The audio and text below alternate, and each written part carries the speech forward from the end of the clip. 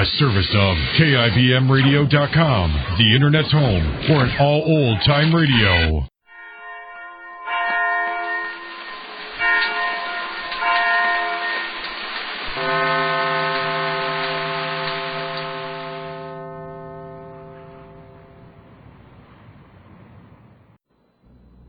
Ladies and gentlemen, the story you are about to hear is true.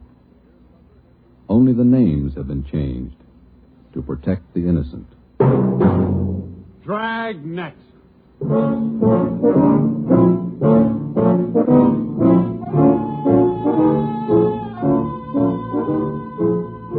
Dragnet, the documented drama of an actual crime, investigated and solved by the men who unrelentingly stand watch on the security of your home, your family, and your life. For the next 30 minutes, in cooperation with the Los Angeles Police Department, you will travel step by step on the side of the law through an actual case from official police files, from beginning to end, from crime to punishment. This is the story of your police force in action. Dragnet.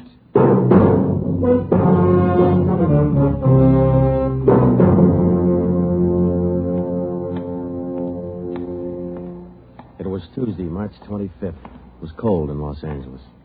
We were working the night watch out of homicide. Detectives in Los Angeles work in pairs. My partner's Ben Romero. He's a sergeant, so am I. My name's Friday. The boss is Ed Backstrand, chief of detectives. I was on the way back from the record bureau, and it was 13 minutes past 11 when I got to room 42. Homicide. That's a hot shot. Somebody grab it. I got it, Ed. At 1245 East Doheny Street, 1245. 2 officers shot. At 1245 East Doheny Street, 2 officers shot. What have you got, Friday? Read it. 2 officers shot. Where's Romero? Right here, Skipper. Okay, you've got one to roll on. Get going.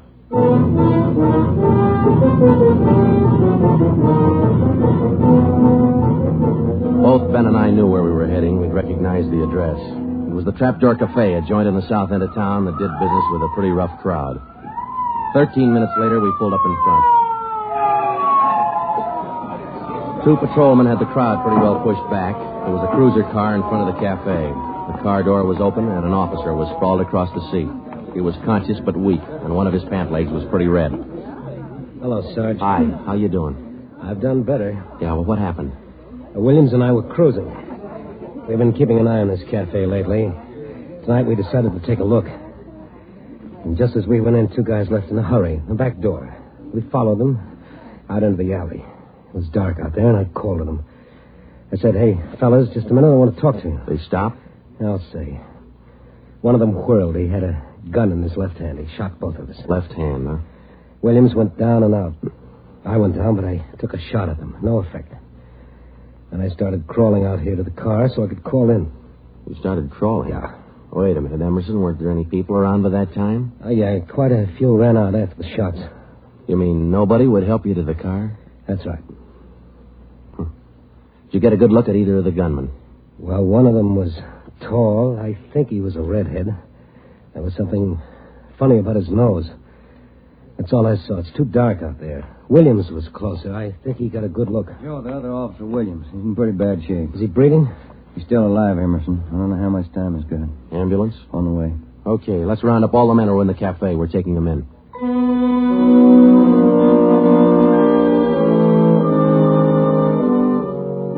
We took all the men back to the city hall. There were 23 in the Trapdoor Cafe at the time of the shooting. We questioned all of them. One of them said there had been a redhead in the place, but he couldn't describe him. Ben and I left the interrogation room, and we went back to the squad room. Friday, Romero. Got a minute? Yeah, Ed. Come on, Ben. Sit down. Okay. You get anything from those people you questioned? Nothing we could use. How's Williams? Pretty bad. When do they operate? As soon as he comes out of shock. Probably in the morning. You boys will be there. Yeah, we will. When the surgeon digs that slug out, get it and mark it for evidence. Yeah. Skipper, them 2 men shot without asking any questions. They must be hot. Yeah. Same thing occurred to me. When we get that slug, the ballistics can tell us whether that gun's been used on other jobs. We got enough of their modus operandi to have the statistician give us a run-through on the IBM now. One of them is left-handed, and he shoots quick. Okay, be in surgery tomorrow morning at 9.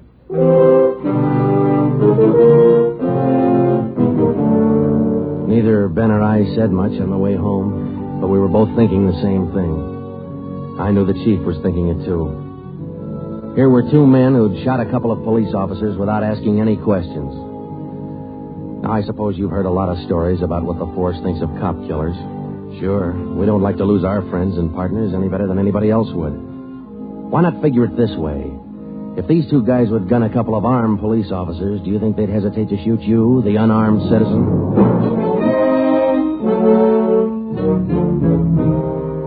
The next morning at 9 o'clock, Ben and I had scrubbed up and we were in surgery.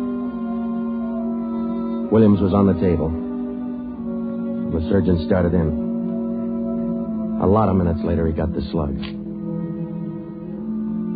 As for Williams, they took out 7 feet of his intestine and said he might pull through.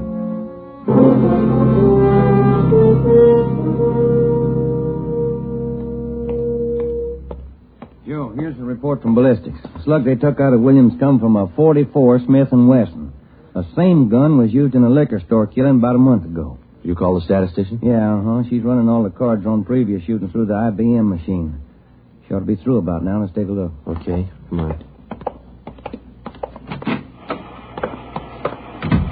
Hi, Helen. Just a second. Okay.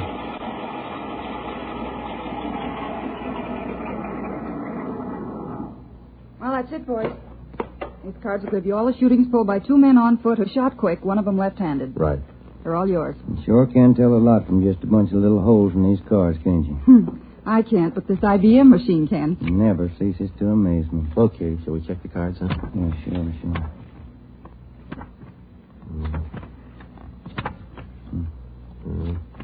Wait a minute, Ben. Here we are. Huh? Yeah. Here's that liquor store killing ballistics tied the Smith & Wesson in on. Same gun that Emerson Williams was shot with? Well, it checks out. The liquor store was in the same neighborhood as the Trapdoor Cafe. Same gun, huh? Got to be. How long ago? A month ago, yeah. Ben, take the DR number off this card and let's pull the crime report on that job.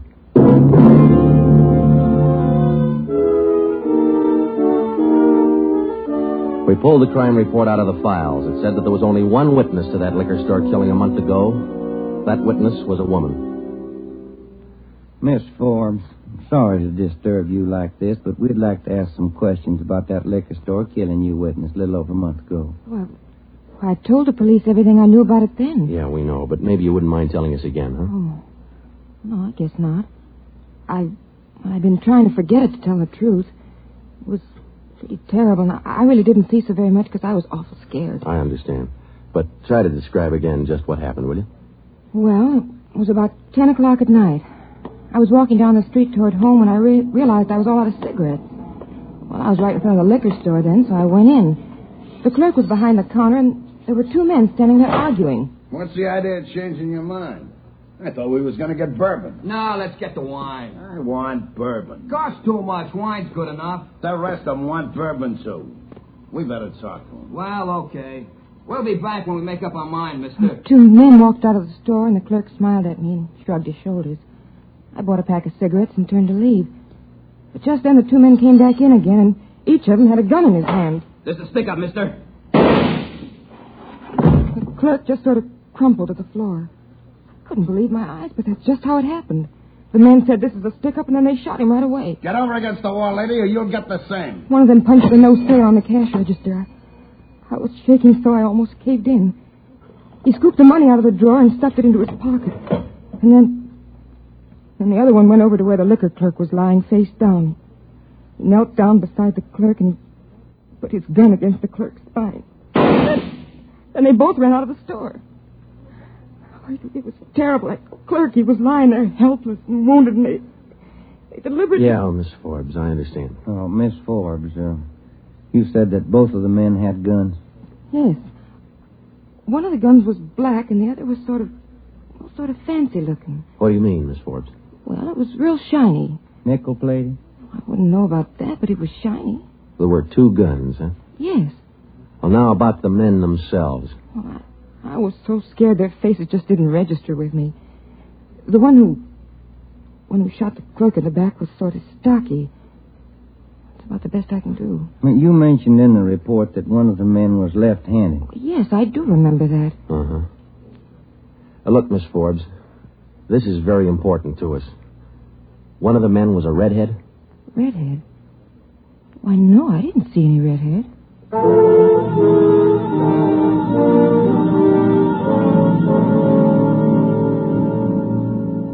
Skipper, me and Joe's run right smack into a stone wall on this thing. What's the complication? Well, there's more than one, Ed. In the first place, we know that the .44 Smith & Wesson was used in both shootings, but the descriptions of the men involved don't check. Police officer Emerson said he thought the man that shot him and Williams outside the Trapdoor Cafe was a tall, left-handed redhead. Said there's something funny about his nose. You think Williams got a better look at him? Well, probably did, but Williams isn't strong enough to talk yet. And a girl that witnessed the liquor store killing a month ago said that one of those men was left-handed.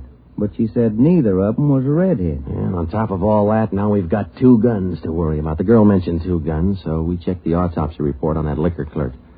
And, Ed, the bullet that actually killed him came from a .32-20, not a .44 Smith & Wesson. That fact didn't get any publicity at the time, did it? No, it didn't. Okay. We won't give it any publicity now either. With a lot on, it's just the .44 Smith & Wesson we're after. Because if whoever owns the .32-20 finds out it's hot, we'll never get it. Anything else? Well, we sent teletypes to all outlying stations in neighboring cities. Told them if they get any red-headed suspects, no matter what charge they got them on, to hold them for questioning. Yeah. Now, how about this .32-20, the actual murder weapon? Any leads on it? We've got one, Ed. We've been checking the records, and we discovered that 4 hours after the liquor store killing, a taxi driver in the neighborhood was shot and robbed. Slug was pretty well mashed, but there was enough to tell it was from a .32-20. So we're going over to question the taxi driver now. Good. Well, I think you boys are on the right trail. So far, what we've got is mostly unrelated facts, but sooner or later, those facts have all got to tie in at some point along the line. Find that point.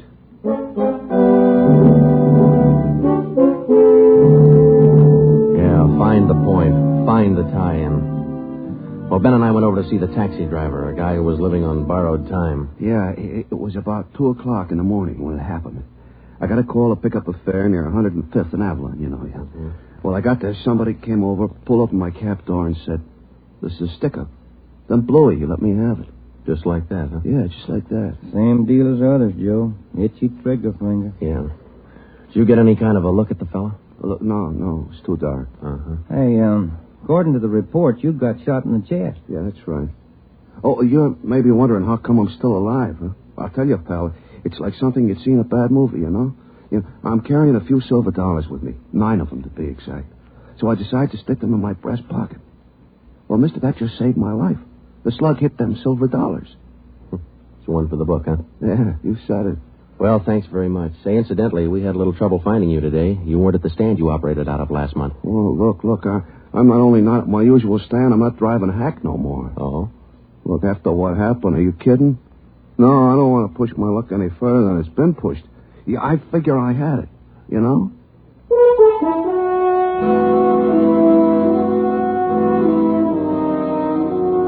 And about that time, Ben and I were beginning to figure we'd had it. We were getting nowhere fast. We had a few informants nosing around, but so far they hadn't come up with any leads. Well, Ben and I followed up all the teletypes that poured in. We just got back from Santa Ana, where we'd been questioning a red-headed suspect, and we'd flopped in the squad room when Chief Backstrand's door opened. Friday. Romero. Got a minute? Yes, Skipper. Any luck with the Santa Ana redheads? No, none at all. I guess you haven't heard the latest. We just now got back in town, Skipper. Early this morning, another cab driver got shot. What? Yeah. Man came up to his taxi, opened the door, said, "This is a stick-up," and shot him.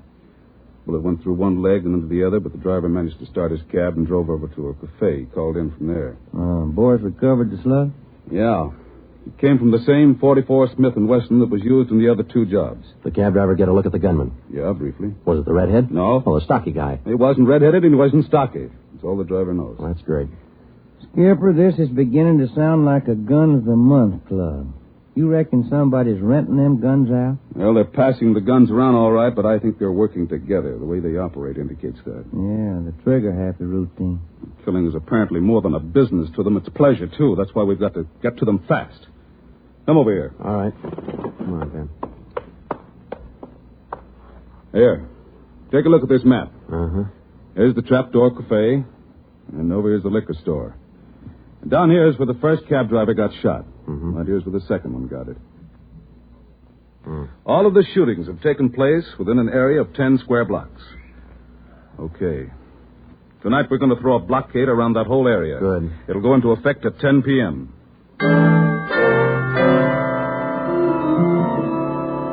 At 9:45 p.m., cars and officers started drifting into the area by twos and threes.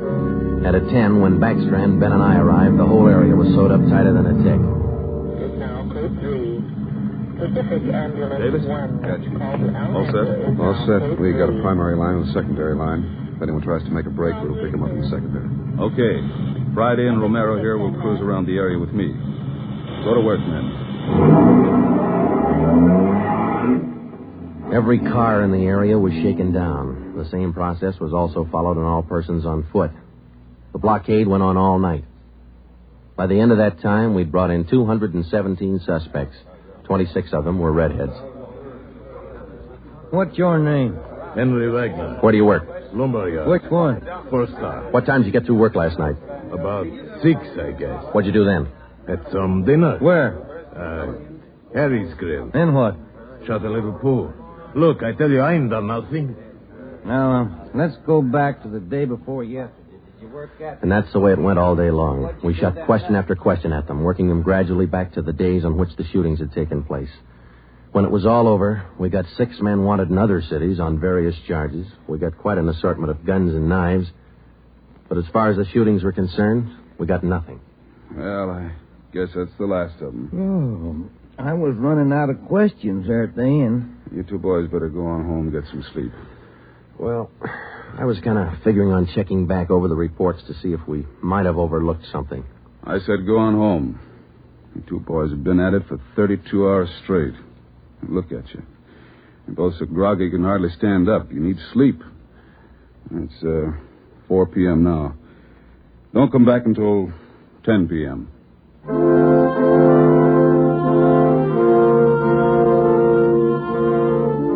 When I walked into the squad room at 10, Ben was already there. An informant had just phoned in a new lead. He told Ben he'd heard about a gang that had been hanging out down around the DeVere bungalow court in the south end of town. We knew that the DeVere was close to the Trapdoor Cafe, so we went over to talk to the manager. Joe, I've been meaning to ask you. You checked on how Williams is getting along? Yeah, I did. I called the hospital this afternoon. It's going to be all right. Oh, that's fine. Well, here we are. Yeah, manager's office. Still got a light on.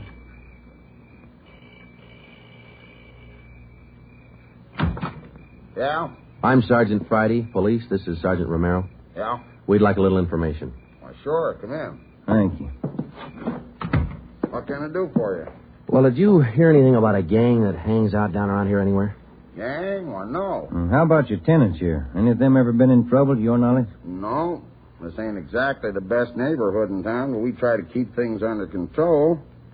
Once in a while, one of them will get out of line, but when that happens, we heave them out of here. You heaved anybody out lately? Yeah, I did. Fellow and his wife a few weeks ago. They had a fight in one of the bungalows. She took a shot at him, but she missed. Party by the name of Stuba, Carl Stuba. What did this Stuba look like? Oh, sort of tall, skinny. Was he a redhead? No. Now, we'd like to take a look at that bungalow that he lived in. Sure. Help yourselves. Down the end there, number 5. Still vacant.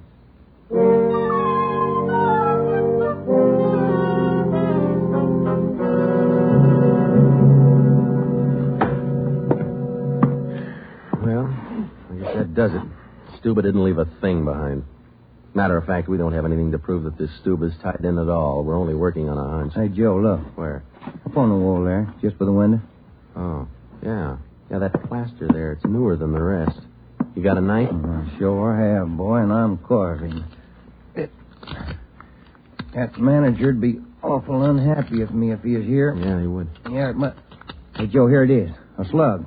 They plastered right over it. Okay, dig it out, and let's hope it matches. It matched. The slug from the wall came from the same .44 Smith & Wesson that had been used in the other shootings. So now we had a name to work on, Carl Stuba. But he'd done a good job of dropping out of sight. Well, the next day, Ben thought he had another lead. I've just been talking to another informant, Joe. He says he heard that there's a fella down in that neighborhood been trying to sell a gun lately. What kind of a gun? Nickel-plated with steer horn handles. Nickel-plated? Well, maybe that's our .44 Smith & Wesson. Maybe. Did the informant know who this man was? Said the feller's name was Alonzo. Yeah. Alonzo who? Just Alonzo. That's all he knew.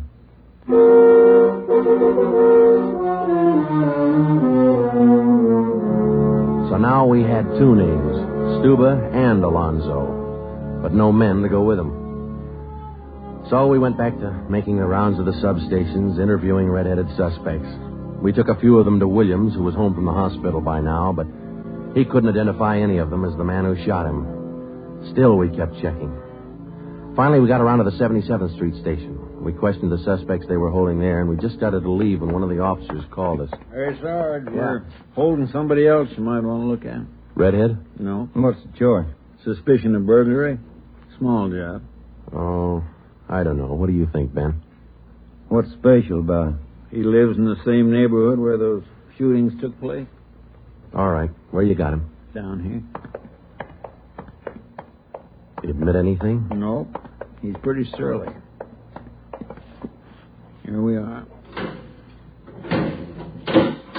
Thanks. Yeah. Hi. What do you want? I'm Sergeant Friday. This is Sergeant Romero. We'd like to ask you a few questions. Look, I already told the other cops all I know. I didn't steal no radio from that jerk. What's your name? We've been through all that once. Come on, what's your name? Jackson. Alonzo Jackson.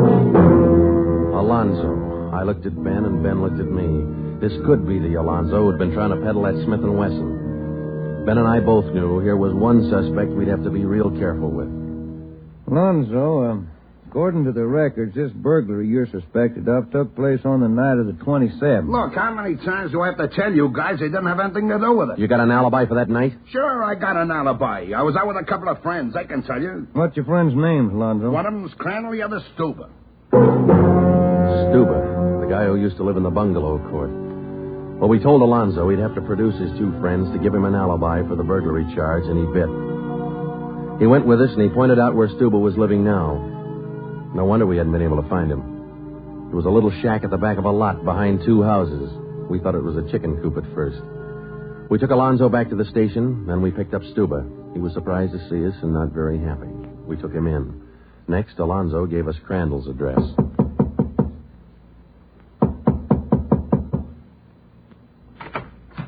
Yeah? Mr. Crandall in? No. Will he be back soon? I don't know. Who are you? Sergeant Friday, Sergeant Romero, police. What do you want with him? Oh, nothing important, lady. We just wanted him as a witness. Oh. Well, I don't know just when he'll be back. Probably an hour or two. Okay, thank you.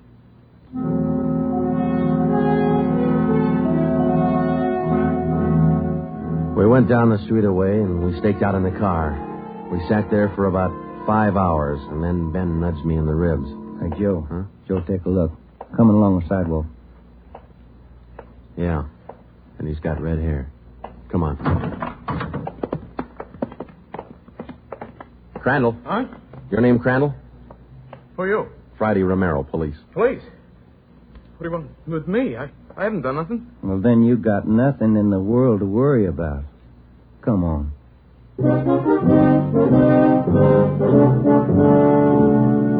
We questioned Crandall for an hour, but he wouldn't give an inch. Denied everything. Then we put him in a car, and we drove over to Officer Williams' house. I left Ben in the living room with Crandall, while I went in Williams' bedroom. Hello, Sarge. Hi, Williams. How you doing? A little better, I think. That's fine. Look, we've got another redhead outside. Bring him in. Okay.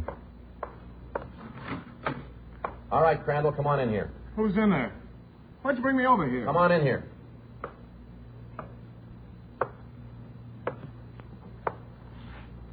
How about it, Williams? That's the guy. No, I'm not. That's the guy that shot me. Well, Crandall? No. Yeah. It was an accident. I didn't mean to shoot him. It was an accident.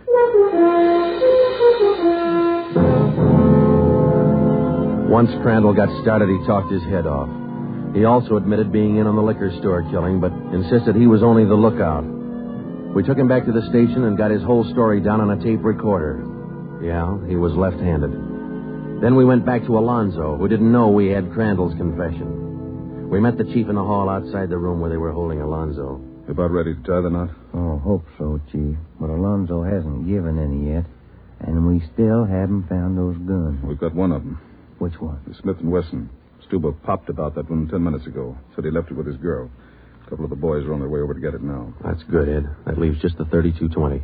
You haven't mentioned the 32-20 to Alonzo, have you? No. He still thinks we're after that Smith & Wesson, and that's the way we're going to play it right now. Go ahead. Look, how much longer are you guys going to hold me here? Didn't you check with those friends of mine? Alonzo, we got a tip that you've been trying to sell a gun lately. A gun? Yeah, 44 Smith & Wesson. Oh. No, it's not true. That Smith & Wesson's been used in a couple of robbery jobs this month, and we think it's your gun. That's a lie. Any proof of that? Why, yeah. Sure, I got proof of that.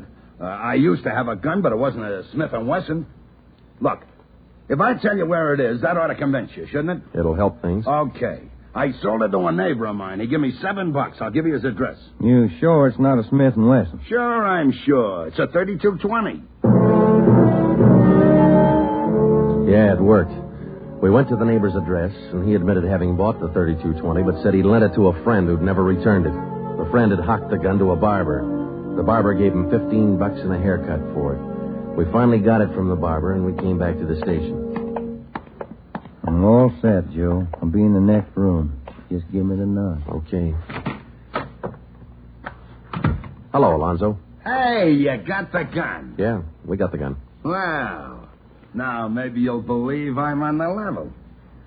Okay if I go now? I guess we won't be able to hold you here much longer. You can say that again, brother. You could have saved a lot of time if you'd have listened to what I've been trying to tell you all along. I guess you're right, Alonzo. Sure, I'm right.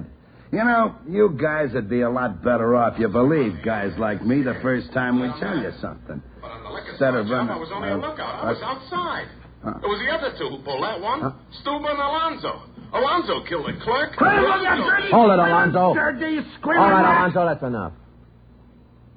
Now, come on, how about it? What's the use? All right. That's like he said. Okay, Ben, bring the recorder in here. Alonzo's ready to make a record now.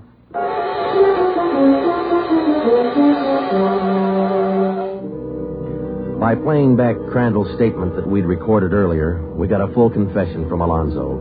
We took the three of them out and had them reenact the 4 shootings, and we photographed it on sound film. Crandall, the redhead, was the one who'd shot the 2 police officers, but he was only the lookout for the liquor store killing, which explains why the girl witness didn't see him in the store.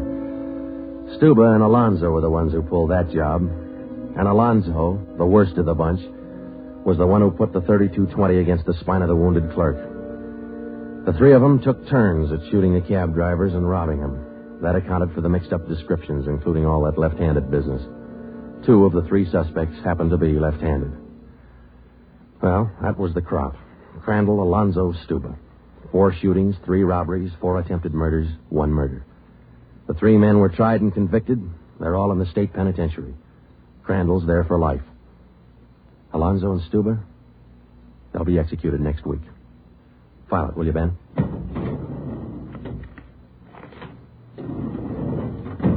Case closed. Dragnet.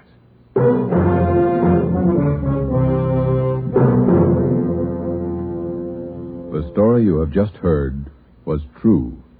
Only the names were changed to protect the innocent.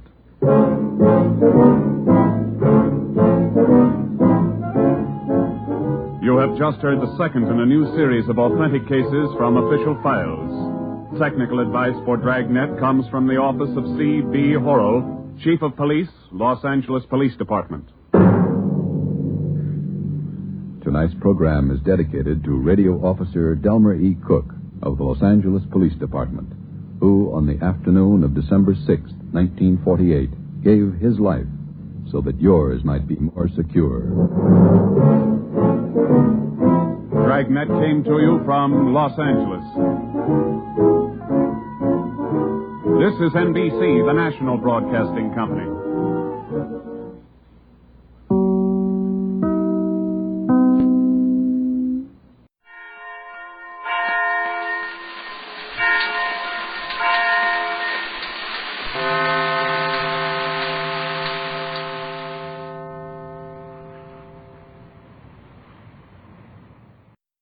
My name's Jeff Regan. I get 10 a day in expenses from a detective bureau run by a guy named Lyon. Anthony J. Lyon. They call me the Lion's Eye.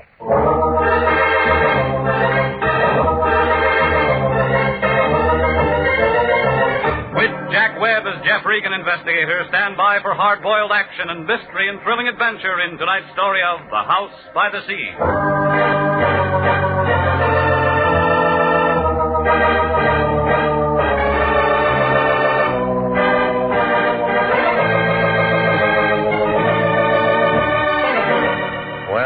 This is the way it started.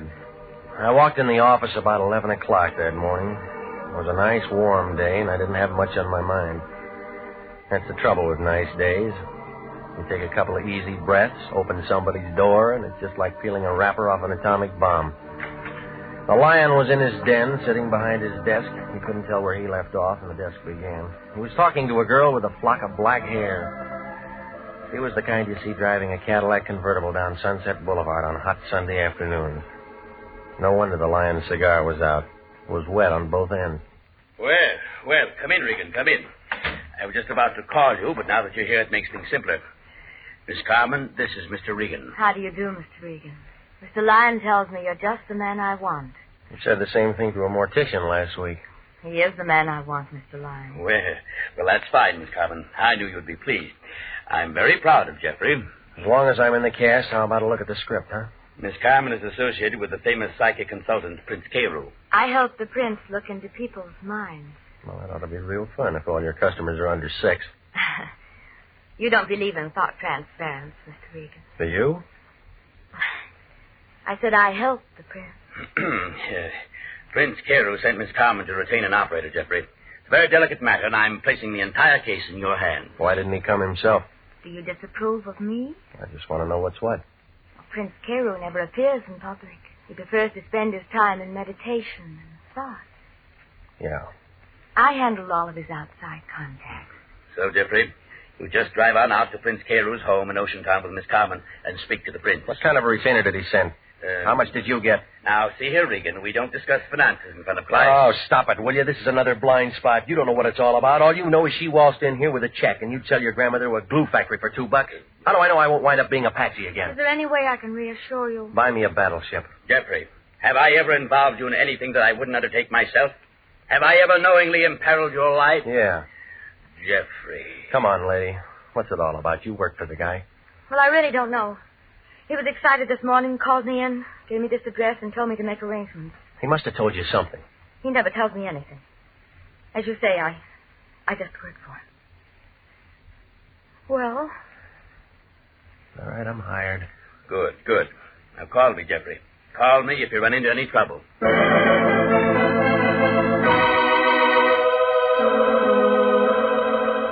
Well, I asked her how about lunch.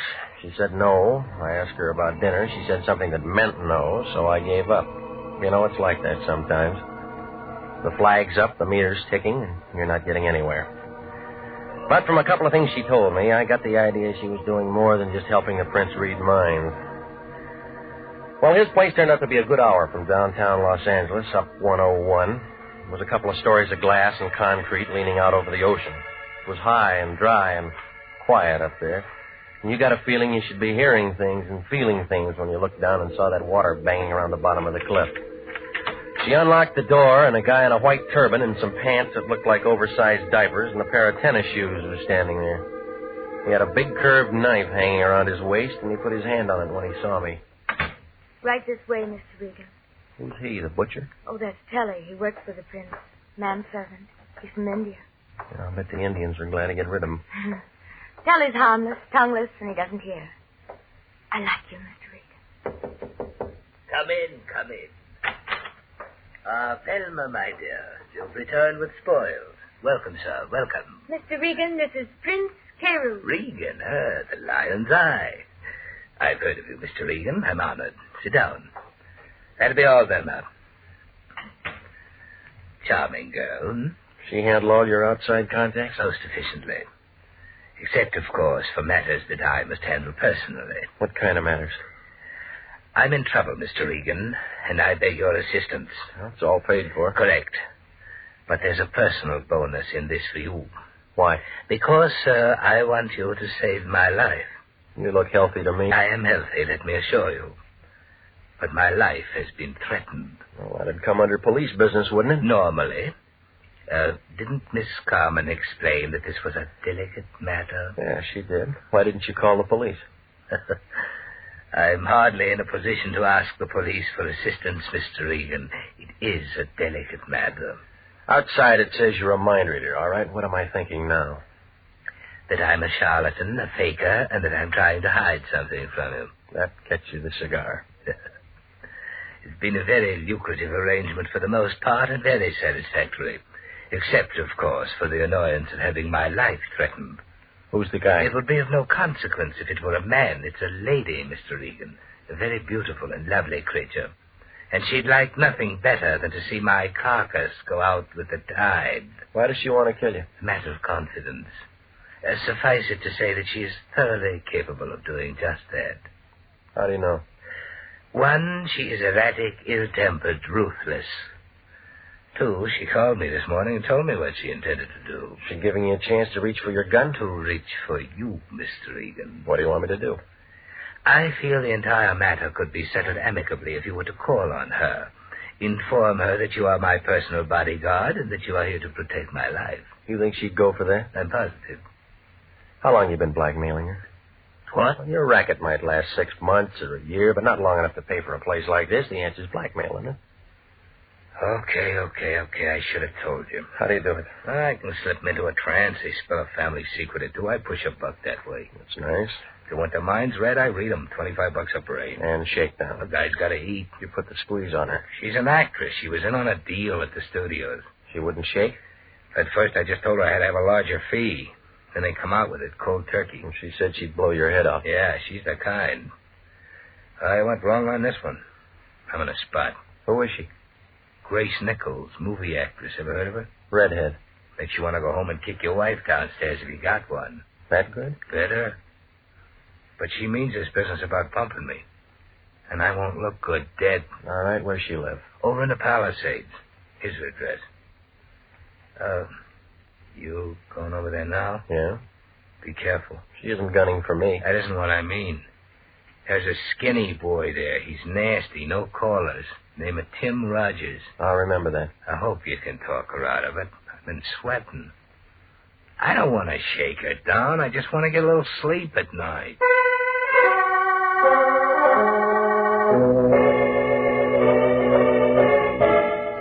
I left him sitting there, scratching his bald head under his turban. He looked about as happy as a guy who just ate a Vaseline sandwich. Well, Grace's place was too big for a marble game and too small for football. I think I remember reading something about how she got it from her third husband. There was a big wire fence all around it and a sign every 15 or 20 feet telling you not to trespass. So I parked my car outside the driveway and walked up to the front door. A guy in a chauffeur's uniform was standing there. He looked like a razor blade with arms. He gave me the fisheye and blew smoke in my face and kind of nudged me with his shoulder. Move on, Pilgrim. No handouts here. I came to see Grace Nichols. Yeah. I got business with her. Yeah. So tell her I'm here. Blow. You always like this, or did you miss lunch today? I don't know who you are, Pilgrim, but I don't like you. Beat it. I know you. There's something about a guy in a lineup. Yeah? He memorizes real easy. Copper. Investigator. Private or city, I don't care. You all smell the same. This isn't hunting season. You always carry a .38? Does it show? Maybe you got a broken rib. A real funny guy. I met all kinds of funny guys. Drift. I said I wanted to see her. And I said she wasn't in. All right, I'll tell you once more. I got business with it. So do a couple of hundred other guys. Watchdog? Now you're getting smart. You weren't. What kind of a crack is that? I want to see her, I'm going to see her. Trick I learned a long time ago.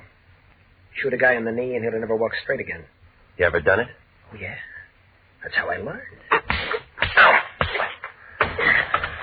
That's one I learned, baby. Well, I might have to get a new chauffeur. You looking for a job? I already got one, lady. Timmy's going to be awfully upset when he finds out what happened to him.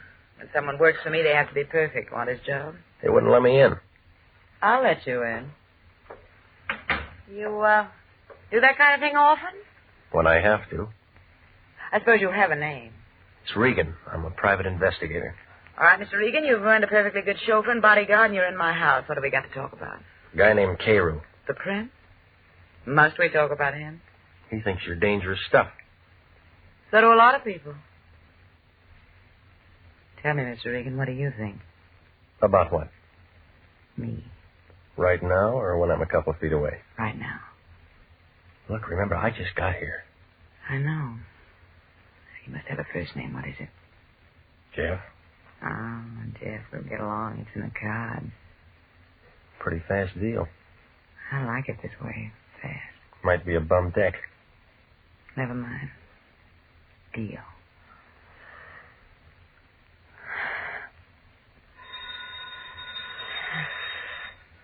That's the bell. How much time between rounds? Well, you know me better. Hello? Yes? Yes, right here. You know a man named Lion, Jeff? Uh-huh. He seems to be roaring. Give it to me. Yeah. Regan, is that you? Well, now, how do you figure it? Now, don't be smart. Who's the dame who answered the phone? Our client's friend. Sounds like she's a friend of yours now, or maybe you have been doing some road work. Did you have something to say, or is this the day you turned scoutmaster? I'm busy. Well, you can stop being busy, lover. It's all off. Don't tell me you're passing up a fee. I'm passing up nothing. Prince Carroll called me 10 minutes ago and told me to forget the whole thing, and that's what I'm telling you. How'd you know I was here? The prince told me, so it's all over. Finished. Forget it. I've already started something. I don't care what you started. Now, just remember, you finish it on your own time and expense sheet. You look worried, Jeff. Anything I can do? I'm called off. You mean you're out of a job? I got one. Remember, you put my bodyguard out of commission. You owe me something. Oh, Tim, boy, he'll come around. I don't want Tim anymore. I want you. I'll get you a drink. We can talk about it. Carew told me that Tim was a pretty good boy. You can fill his shoes. Come here and get your drink. Now, tell me about 9 o'clock tonight. It'll get dark. I got a new dress. I think you'll like it. I probably would. The place above Malibu. We could have dinner, listen to some music. I want to be with you, Jeff. That deal's fast again. I don't care. I don't care. I just decided something, Jeff. I'm going to like being with you. I'm going to like it a lot.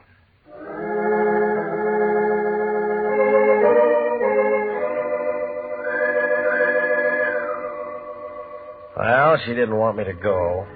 But I was thinking about the prince and the way everything looked. I told her I'd see her that night. I was just climbing into my car when Tim Rogers, her ex-number 1 boy, stepped out from the gate. I waited for him to walk over. Pretty good with your women, Regan. You look lonely, Timmy. Somebody stole your popsicle? Bum joke, Regan. I've been waiting to talk to you. You were so quiet in the house I didn't want to make any noise. Any better here? You came out champ this afternoon. But you won't even make the prelims next time. You got something to say? Stay away from her. You're shaking. You need a drink. Stay away from her, Regan. I've been with her too long. Known her too long to take the bounce from a 2-bit gum heel. Goodbye. I'm not finished yet. That's your version. Now get your foot off that running board, punk, or I'll take it with me.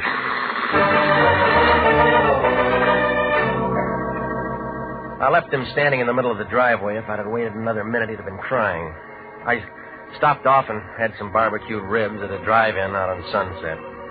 It was just getting dark when I got to my place. I had company. It was Velma Carmen, Prince Carew's right-hand man. She was sitting on the edge of my sofa. Her back was as stiff as a filing cabinet, and there was a little ring of white around her lip. She looked like she'd just been measured for a coffin. There was a .25 automatic sitting in her lap. I've been waiting for you, Mr. Regan. I asked the janitor to let me in. Yeah? He was very nice about it. I told him I was associated with one of your clients. Yes, I told him I was associated with one of your clients. Did you know that Prince Carroll was my husband? Since when? Oh, a long time now, a long time. Not many people know that. Is that what you came here to tell me? No. I I came to tell you that you don't have to worry anymore. None of us have to worry anymore. You mean you're calling me off the case? That's it. That's exactly it. I'm calling you off the case. Yeah. Well, I've already been called off. My office phoned me when I was over at her house. First Nichols? Yeah. And it was about her? Yeah. Well, then, we don't have to worry anymore, do we? No. She's very pretty, isn't she? I've seen her many times. I think she's quite pretty. I could hardly blame the prince. I could hardly blame him at all. What are you getting at? Because all the others were pretty, too. Where'd you get that gun? This. I bought it for $30. Let me see it, huh? Oh, yes. I brought it here so I could show it to you. I paid $30 for it. I paid $30. I'd imagine the air would be cleaner in there, don't you? What are you talking about? I mean, it's really very humane, that gun. It's just like sitting down and never waking up. I read all about it. You just walk in and sit down, and if you don't try to hold your breath, you go to sleep, don't you? You've met murderers before, Mr. Regan. Do I make a good murderer? Do I make a good murderer? Stop it, will you? You trying to tell me you killed him? Oh, Miss Regan, that's why I came here. I shot him. I walked up behind him and I put the gun close to his back and pulled the trigger. They don't make such a great deal of noise, do they?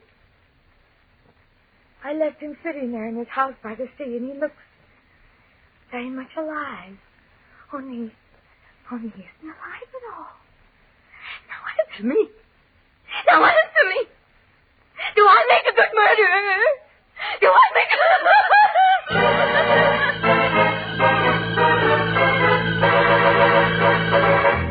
You are listening to the story of The House by the Sea, tonight's adventure with Jeff Regan, Investigator.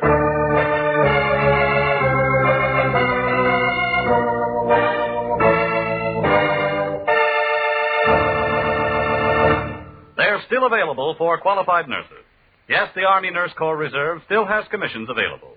If you are a graduate registered nurse between the ages of 21 and 45, you may be eligible for a commission in the Army Nurse Corps section of the Regular Officers Reserve. To find out if you do qualify for a commission in the Army Nurse Corps Reserve, apply to the Adjutant General, Washington, D.C. And now, back to the story of The House by the Sea and Jeff Regan, Investigator.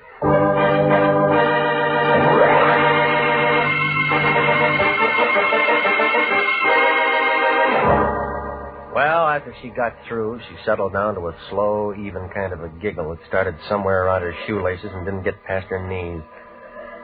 It was one of those things that gives you a feeling like somebody's standing in back of you with a red-hot iron ready to press your pants before you get them off. Now, she wasn't going to do any more talking, so I went downstairs and brought back a doctor friend of mine named Sammy Wing. He brought his little black bag with him and gave her a shot of something. She wilted like last night's orchid and went to sleep on my couch. Sammy began talking. Some playmate. Wish I'd have been here for the party. I had 4 appendectomies and 1 broken leg today. Said I'll lie. How is she? You know her better than me. No, she's going to be all right. But she'll wake up in 5 or 6 hours. I want some water. And then what? She might ask you what happened, or it might start all over again, whatever it was. By the way, what was it? Well, I found her here when I got home. I should find something like this. She said she killed an ex-client of mine. Oh, maybe I'm lucky at that.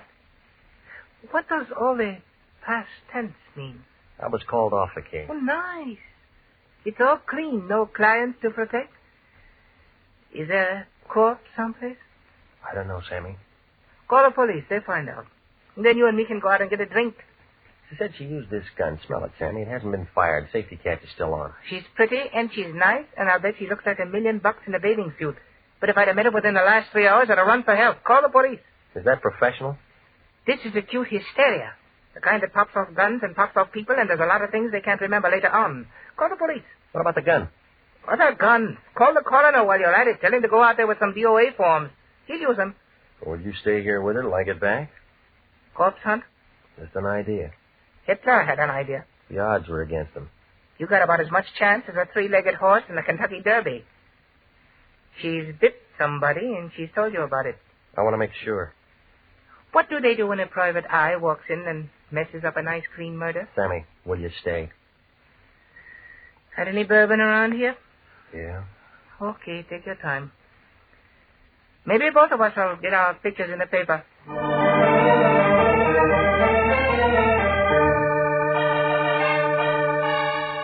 I left him with a kind of a soft smile on his face, like he had some inside information on Tuesday's winner at Del Mar. Well, it was 9:30 by the time I got there, and it was dark enough to give a ghost the creeps. It was different, too. Maybe it was the fog. I used that ring of keys I'd taken from her purse. It smelled dry and funny inside. It was real quiet, like somebody was waiting for the world to fall apart. I clicked on my flashlight, and I walked down the long hall to his office. He was there, just like she said. There were 3 holes in the front of his shirt, but it wasn't the laundry's fault. I spotted the .38 on the floor by his hand. I broke it, and 3 cartridges came out. It was the right gun for the job. He was pretty messed up. While I was standing there trying to figure Velma Carmen's story, the lights came on. A fat man wearing a sheriff's star was standing by the switch. There was a taller man in a brown overcoat next to him. They both looked like they'd just finished dinner. Scavenger hunt, son? You don't talk, Charlie. Ain't much for him to say, is there, Cap? Guess not. Well, son? Oh, it looks like you're going to be calling me names. What do you like best? Killer, murder, or slayer? The papers use slayer a lot. I don't like any of them. Kind of breezy for a hot boy, ain't you? Mind giving me a name? It's Regan. I'm a private detective. It's Regan. He's a private detective, Cap. Yeah. Got a card or something with you, son? Yeah. Yeah, he's right. With International. Lion still there? Yeah. Who's that? An old bum I used to know. Regan, why do you go around killing people? The Lion will be mad. Look, this is a fix. Now, why do you want to say a thing like that? Somebody tip you? Phone call a little while ago. Huh? Funny kind of a voice, a whisper. Said we'd find a stiff up here, but didn't say we'd find you. You're extra. Look, I just came here to see what it was all about. Same thing we did. Only we come up with a suspect and a corpse. No cop could ask for anything better. Charlie, better call a coroner. Oceantown's just a small place, Regan. Only me and Charlie around. We borrow from the county when we get something like this. I can find you a real answer in an hour. You let me and Charlie worry about that. You look good enough for the time being. All right, son. Let's go. I had as much chance as an elephant in a tea room, and if those two locked me up and booked me. So I leaned back into his gun and spun around and knocked his wrist down. He pulled the trigger. For that time, I flicked the light switch and was out the door. I didn't run for my car. I cut across the driveway and doubled back up the hill. I could hear him yelling and shooting out in the dark.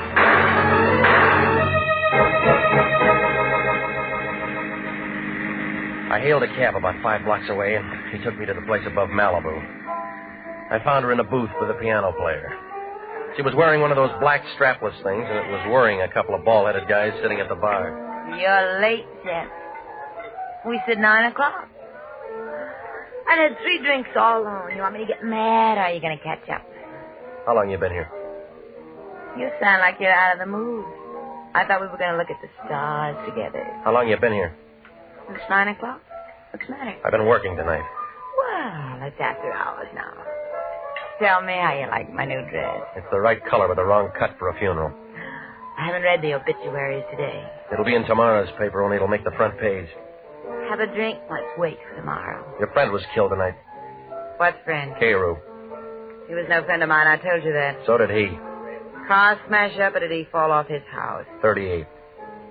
We didn't talk about him this afternoon. Let's not start now. Look, 2 cops in Oceantown are kind of crowding me. They think I'm going to take a good picture. Is that why you're late? It's a murder rap, lady. We should have had dinner together. They'll be knocking down your door in the morning. Why, darling? Because you threatened to kill him, because he hired me to call you off. Oh, wait a moment, Jeff. You've been having fun up to now. Who told you that? Why do you think he sent me over today to sell magazines? I never found out you were called off. I suppose he hired you to scare me. Jeff, we're old friends now. I can tell you a family secret. I know about him blackmailing you. And that puts you ahead of me for the cops. Did you do it? I don't know. Did you? What he told you don't sound right. What does sound right? I went to him one day and put him in a trance, only I used scotch. Found out what he was doing and how I was doing it, so I turned the tables. It was good, clean fun, but expensive for him. You've been draining him? I thought that's why you came today. That's why I had Tinny around. Well, some of this is beginning to make change. If he was your meal ticket, then you got an alibi. I don't feel like stars anymore, Jeff. Let's go over to my place and talk.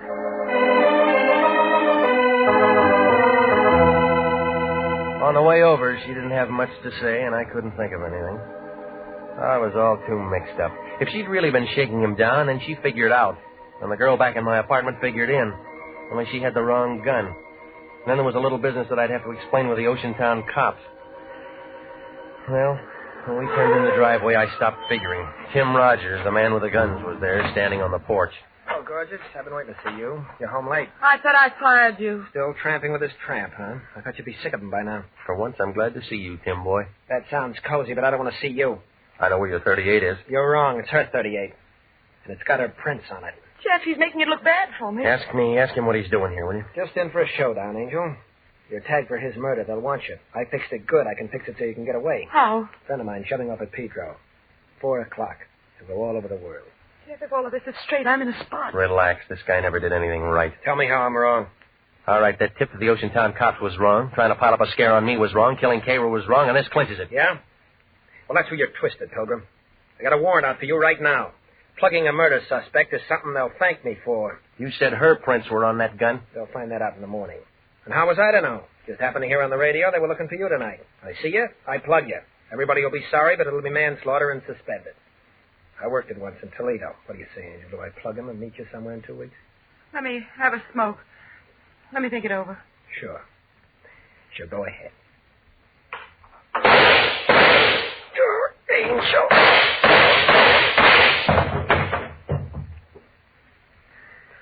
Well, the gun's empty now. I carried this for 3 years. I never used it. He deserved to die, didn't he? Didn't he, Regan, didn't he? I don't know, lady. You knew him better.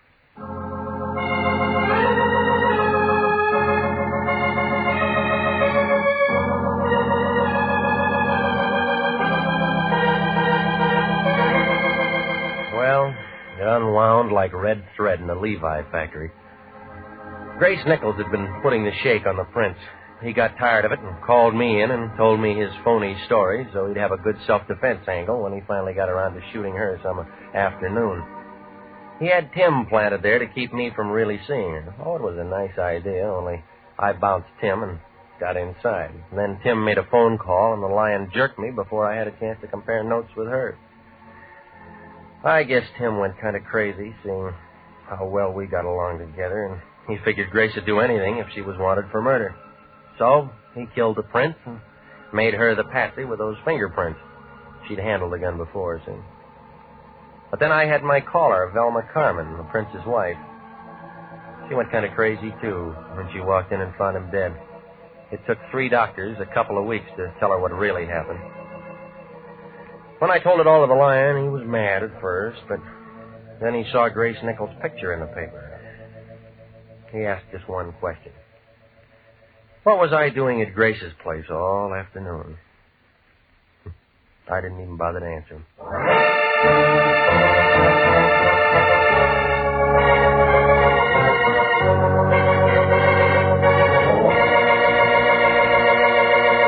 Jack Webb is featured as Jeff Regan with Wilms Herbert as Anthony J. Lyon. It's CBS same time next week for hard-boiled action and mystery with Jeff Regan, Investigator.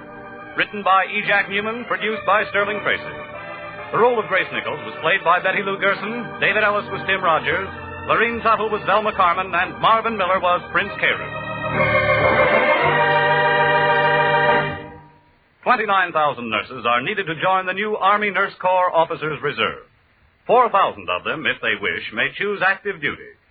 All nurses who receive reserve commissions will benefit from the opportunity for specialized training offered to them by the Army.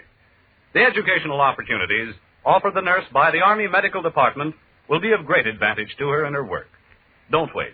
If you're a registered graduate nurse between the ages of 21 and 45, drop a card now for complete information to the Adjutant General, Washington, D.C.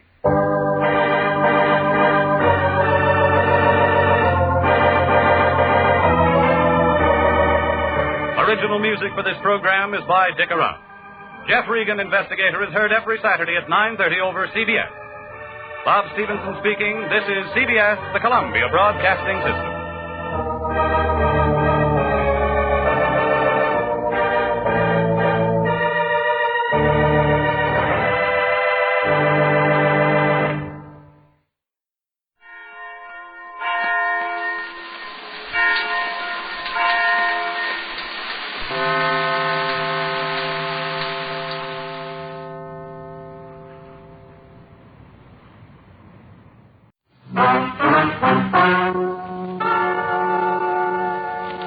Ladies and gentlemen, the story you are about to hear is true. Only the names have been changed to protect the innocent. NBC brings you Dragnet.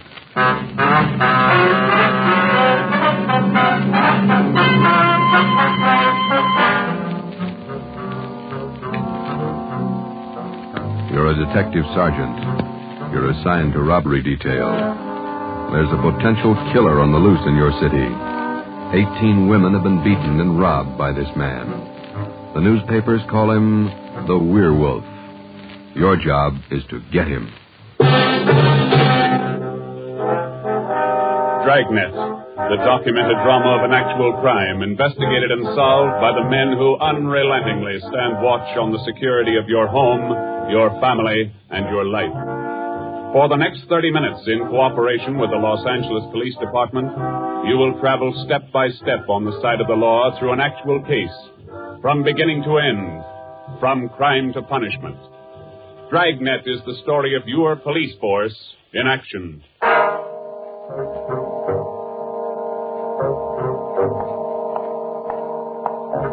was Thursday morning, February 2nd. It was raining in Los Angeles. We were working the early morning watch out of robbery detail. Detectives in Los Angeles work in pairs. My partner's Ben Romero. He's a sergeant, and so am I. My name's Friday. The boss is Ed Backstrand, chief of detectives. I was on the way back from the teletype room, and it was 3 a.m. when I got to room 27A, robbery detail. Hi, Ben. What's up? Keep your coat on, Joe. Just had a hot shot call. Coming, Skipper? Right behind you. Let's go, Freddie. Well, what was it, Ed? Another woman robbed, almost beaten to death. Well, how many does that make? About 18 in 6 weeks. Is that right, Skipper? Yeah, 18 too many. Come on down these stairs to the garage. Yeah. What about that suspect we had, Ed? You mean Martin? Yeah. Had to release him this morning. But I got a good tail on him, Henderson. Yeah. We got any report yet? Nothing definite to hold him for. Here's the garage. Let's hustle it. Right. Then if this isn't Martin's job, Skipper, and he's not the right man... Then we start all over again, and we work night and day till we find the right man. Here's the car. Let's go. Ben, you drive. Yeah, all right. How do the victims describe this guy, Ed? Pretty sketchy. Supposed to be tall, dark, long black hair. Last woman said he had a face like an animal, something like a dog. A wolf. A wolf? Yeah. She said something like a werewolf. Something like a werewolf. Well, he almost had to be that, judging from the way he operated. He was either an animal or a raving maniac. One thing we were sure of, he was smart and he was dangerous.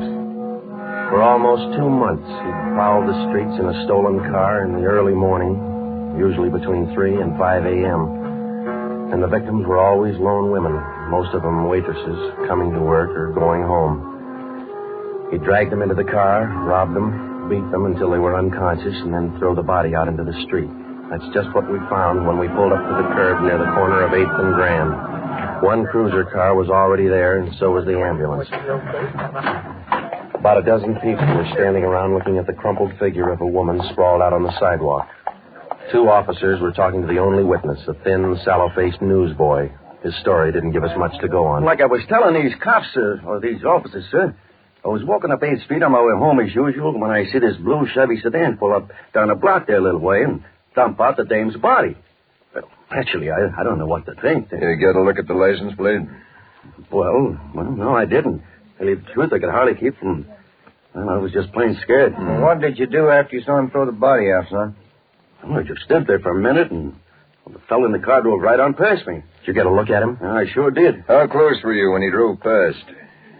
Well, no, it couldn't have been more than, 8 or 10 feet away. I was right over there by the street light near the curb. Would you know this man if you saw him again? I don't know about his height or his build or his weight, but, mister, his face I'll never forget. Why do you say that? It was just like the paper says about him. Right here on the front page. Here, read it. See? The woman says the attacker looked like Werewolf. That's all the newsboy could tell us. The suspect drove a blue sedan. He had a face like a werewolf. We covered the neighborhood for clues, and we questioned a dozen people, but we got nowhere. We took the witness's name and address, and we drove down a couple of blocks to an all-night gas station. 14-hour Alpha Metropolitan. I'm going in here and call the office and see if Henderson's called in on Martin. We might still have a suspect. Right, Skipper. 13-hour Alpha Metropolitan. Looks as mad as a wet hornet, doesn't it, Joe? Yeah. Did you get a good look at that woman's face when they moved her in the ambulance? Yeah. Sure does like to mess them up. Oh, I don't know how we're going to get them, Ben, but we better do it fast. Next time it'll probably be murder. Oh, here comes the skipper, Joe. Uh-oh. Doesn't look good. What is it, Ed? Just talked to Henderson.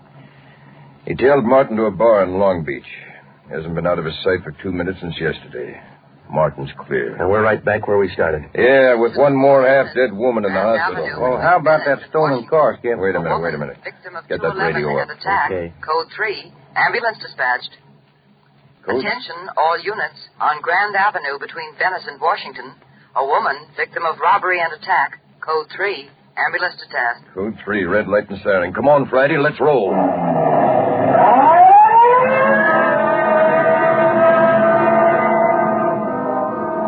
We couldn't be sure, but it sounded like another one. 6 minutes later, we were there. Same story. Werewolf. The next day, the chief ordered the number of cruiser cars doubled in the Central District. This was for the early morning watch with plainclothesmen to back them up. Then the newspapers played it big, and in 2 days, the story was on the front page of every paper in town. Maybe that should have made the werewolf lay low, but it didn't. Because at 4 o'clock that morning, while Ben and I were patrolling with the other cars, he got his 20th victim. Attention, all units. Whittier between Soto and Matthews. A woman, victim of 211, an attack. Code 3, ambulance dispatched.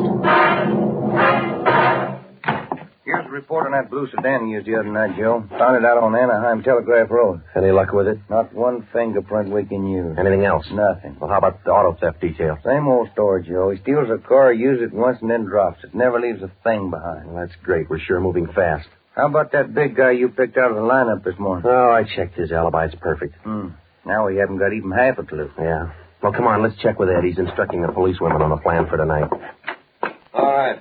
Now you've heard the report. You understand how the suspect operates and what you're to do. I think so. Remember, all of you forget you were ever policewomen. Change the way you walk, the way you carry yourselves. That's the part you're playing, all right? Okay. And be careful and don't take any chances. All right, Freddie. Okay, Ed. Now, just to make sure you look the part, we're spotting each one of you at different restaurants and coffee shops throughout the Central District. And from 7 o'clock tonight until daylight tomorrow, each one of you is going to be a waitress. You got that? Yeah. Okay, Ben, you want to give them their assignments? Okay, Joe.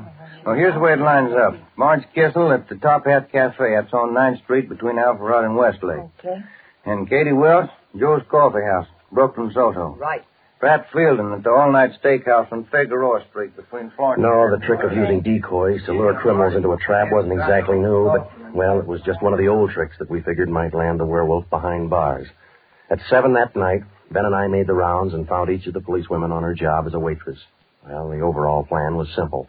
The girls were to leave the different restaurants between 3 and 5 a.m. that morning and pretend they were walking home. We mapped different courses for each one of them to throw out as much bait as possible and yet not to make it look suspicious. Each policewoman, from the time she left the restaurant and stepped out into the deserted streets, would be pretty much on her own. We had officers planted all along the way at designated intervals, but a big element of chance and danger was still there. All we could do was cross our fingers and hope. How much more time, Joe? Let me see. She's due in 2 minutes. Yeah. Waiting gets on your nerves. Then it won't be long. This corner doorway's a pretty good lookout spot. Yeah.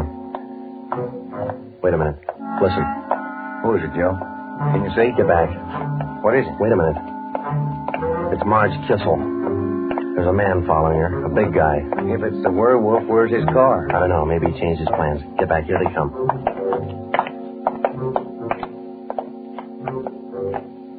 You get a look at him, Joe? Oh, pretty good. Not too suspicious. Might be coincidence. Well, I got a pretty good lead. Come on, let's go. Stay back in the shadows. Hey, Joe. So where'd the guy go to? I lost him. A little coffee shop up on the next corner, see? Take a look. Oh, yeah. He's opening the door. He's turning on the lights. Yeah. Looks like a false alarm, Joe. Well, let's check him anyway.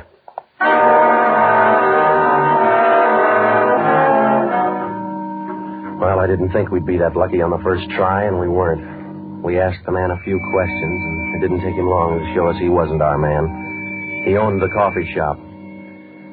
So, Ben and I went back and took up our posts again and waited for the next decoy. We covered that 10-block course 6 times that morning, back and forth, following the bait, but it was almost as if the guy could sense a trap. Not once did we get a nibble.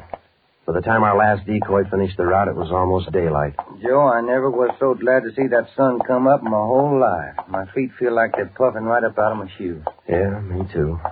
Come on, let's get over to the car and check on the other squad out in Boyle Heights. Huh? Mm-hmm. Oh. Hit the radio, will you, Ben? Yeah. Joe, there must be some easier job on the force than this. Yeah, you and me both. Now, let's see what happened to the others, huh? 80K to Unit 104K. Come in.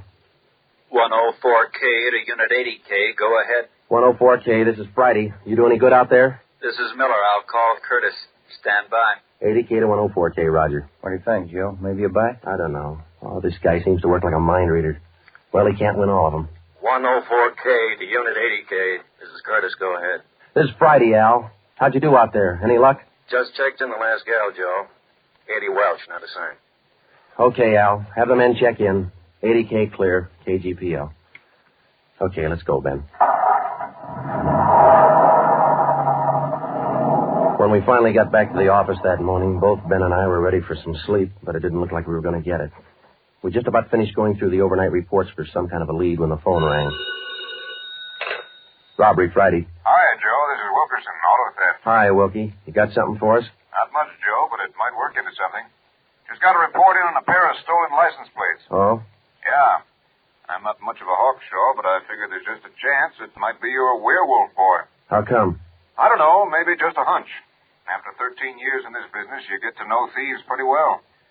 Sometimes you got to even think like them. Okay, Wilkie, thanks. We'll check by in a couple of minutes. Right, Joe.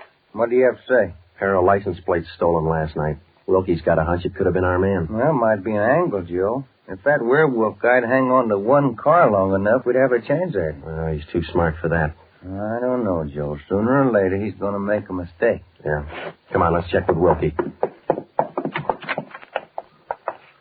Well, we checked with Wilkerson. We got the best piece of news we'd had in days. On the average, 95% of stolen cars are recovered or located within 24 hours. In the remaining 5%, Wilkerson, by a simple process of elimination, narrowed down the number of cars the suspect might be driving. Wilkie figured 6 cars. There they are. Now, I'll bet you if you picked up your man tonight, he'd be in one of these cars. Let me see, huh? 2-door black sedan, yellow convertible, another sedan, green, blue coupe, black coupe, and a gray convertible. Well, that's good work, Wilkie. At least we got something to look for now. Yeah, you're right, Joe. Wilkie, you got the numbers of those stolen plates you're talking about? Yeah, right here, Ben. They're already on the hot sheet. Good. Keep us posted, huh? As usual, Ben. See you later, Wilkie. That's a good break, Ben. Something to keep us busy tonight. Tonight? What do you mean? We're setting another trap. Same thing as last night. Same police women, same everything. Yeah, only this time let's hope he steps into it. You know, Joe, this werewolf character's getting me mad.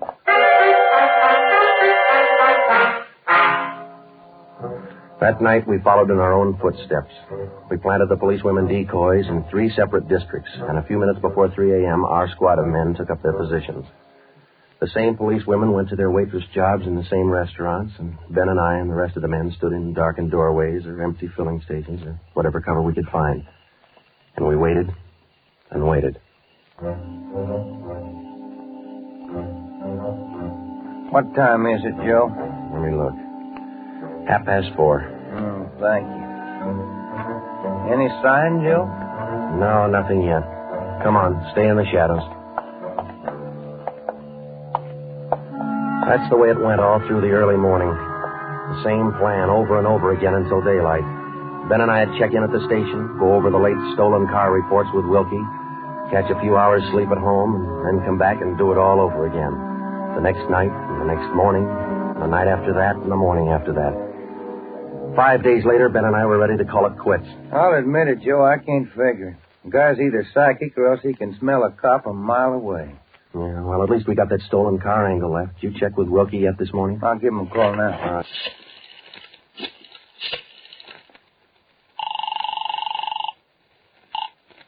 Auto theft, Wilkerson. This is Ben, Wilkie. You got anything for us this morning? Yeah, just going to call you. You fellas ought to let me solve your cases for you. Why? What'd you get? The boys picked up 3 of those 6 stolen cars since late yesterday. Great. Now, what does that leave us with? Well, here are the 3 still missing. Yeah. 4 X-ray 763. Yeah. 5-6 Young 342. Uh-huh. 6-1 Robert 385. Yeah. Got those? Yeah, thank you, Wilkie. Check you later. Good news? Remember those 6 missing cars? Yeah. Wilkie says the boys found 3 of them since late yesterday. Here's what's still out. The blue coupe, the yellow convertible, and the gray convertible. Yeah. Well, this feels like the right track for a change, Ben. Righty. Romero, got a minute? Sure thing, Skipper. Come on, Joe. What do you got, Ed? Woman out in Hollywood just called in with this. She said she walked down to the corner from her house last night to mail the letter. On the way back, a guy pulled up in the car and tried to drag her inside. Any description? Big, heavy set, dark, same thing. Well, how'd you get away from him, Skipper? She said she started running as soon as he made a motion toward her. When he saw her run up the steps of her house, he jumped back in the car and took off. Well, how come she didn't call in before this? She hasn't got a phone. She's ready to leave the house again this morning. Sounds good, Chief. You got her address there? Here you are. Mrs. Tom Burdick, 1237 Wilcox, apartment 10. Come on, Ben. This might be what we're looking for.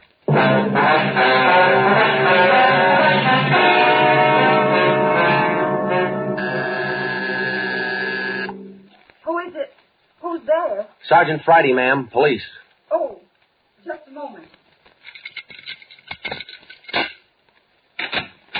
I'm Sergeant Romero, Miss Birdie. This is my partner, Sergeant Friday. We come out to check on your call about that little trouble last night. Oh, well, I don't know if I'm going to be much help to you.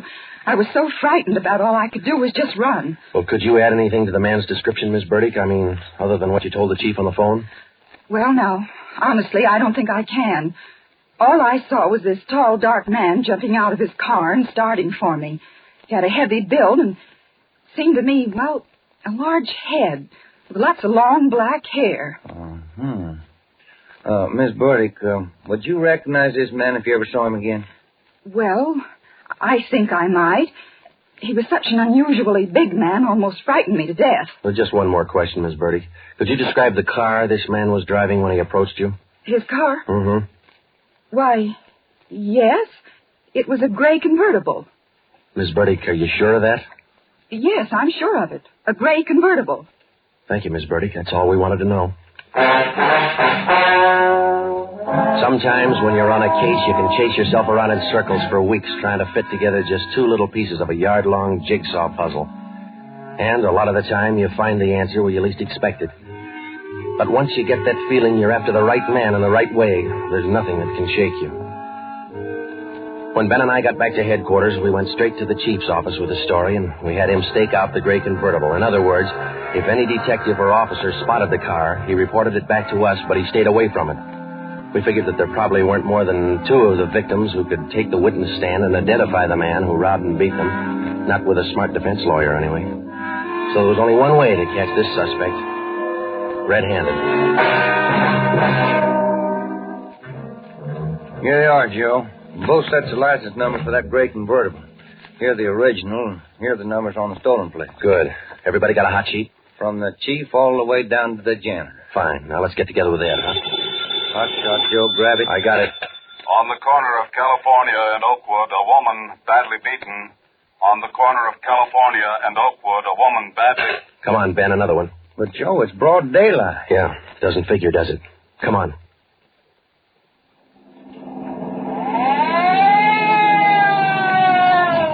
That vacant lot over there, Joe. 2 plainclothesmen and uniformed officers were keeping the crowd back. An ambulance was drawn up by the curb, but it was empty. When we got down to the rear of the lot, we found out why. They were waiting for the coroner. The woman was young, not much more than 30. Her body was half sprawled across the muddy ground, and her face was turned upward.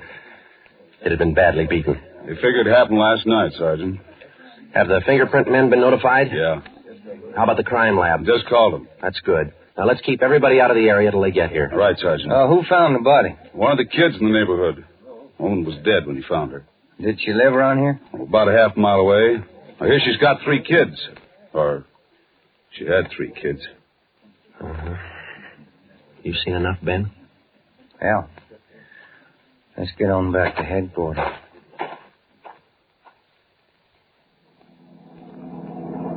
All the way back to headquarters, Ben and I planned our next move. And by the time we got to Ed Backstrand's office, we knew exactly what had to be done.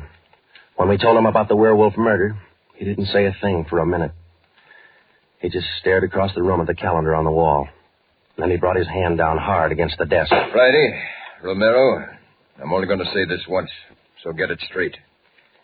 That guy's pulled his last job in this city. He's through robbing and beating women, and he's through with murder.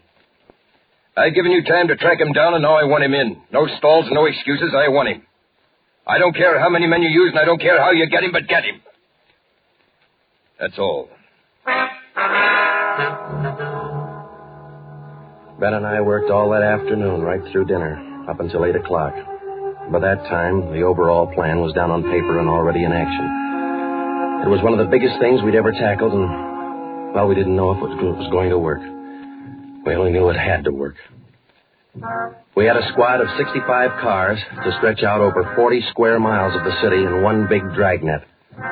The blockade itself would be stationary most of the time, and working inside it would be 2 cars, 14 policewomen as decoys, with 2 plainclothesmen assigned to watch each policewoman. If and when the werewolf was sighted in the gray convertible, we'd automatically take over the police radio for the whole city, and Backstrand would direct the chase from headquarters.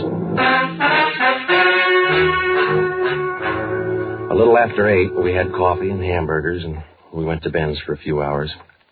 Ben tucked his kid in bed as usual, and then he laid down for a nap.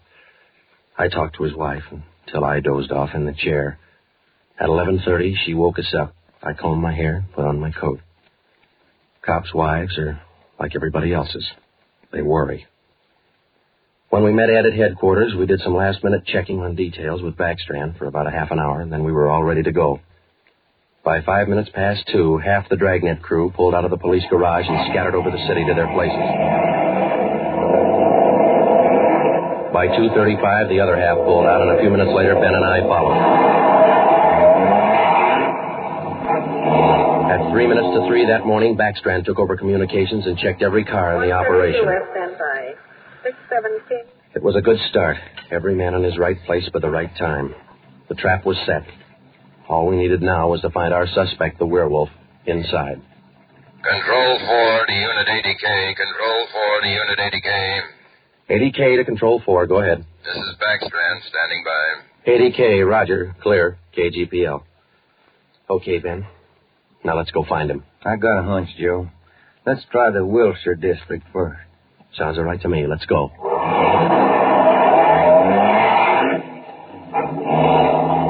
For the first hour and a half, we raked the Wilshire district back and forth. Not a sign. Then about 38 minutes past 4, we headed back for the downtown area and parked in an alley where we could double-check on one of our policewomen decoys. Here comes one of the gals now, Joe. Pat Field. Bet her feet are almost as tarred as mine. Yeah.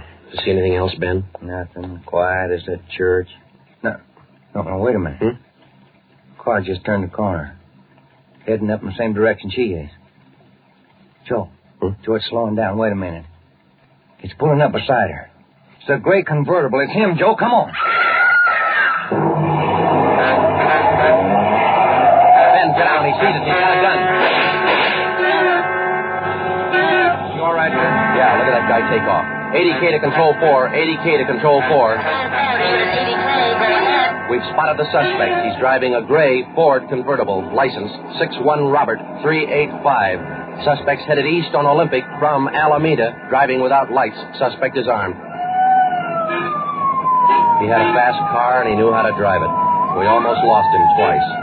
2 minutes after we sighted him, Backstrand took over full radio control. Control 4 to Unit 80K. Your location? 80K to Control 4. We're traveling at a high rate of speed, headed east on Olympic, crossing Soto Street. Control 4 to all units. Stand by.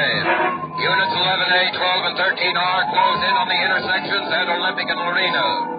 Units 41, 42, 45, and 104K move in on the next 4 crossings east of that. To the north and south, Units 105K, 14A, 17R, 43T. Block all main arteries.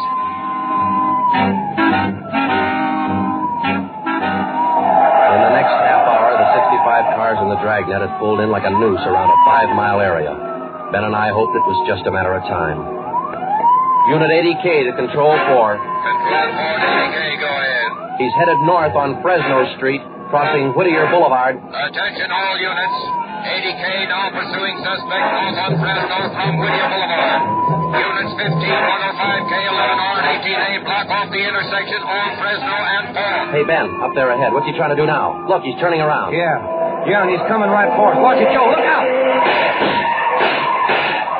Pretty close. 80K to Control 4. Control 4 to 80K, go ahead. Exchanging shots with suspect. Watch it, Ben. Here he comes again. Sure likes to use that gun, doesn't he? Sure does. Hey, Joe, look. Look, he's turning east. He's running for Hollenbeck Park. Yeah, 80K to Control 4. Control 4, go ahead. Suspect just drove up over curb and into Hollenbeck Park. Control 4 to all units. Control 4 to all units. Converge on Hollenbeck Park. Suspect is in the park. He's armed. Use caution. Code 3.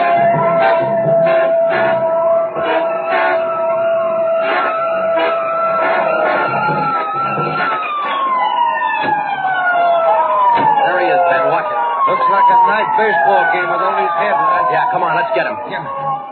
Never say die, huh, Joe? Joe, can you get a shot at him?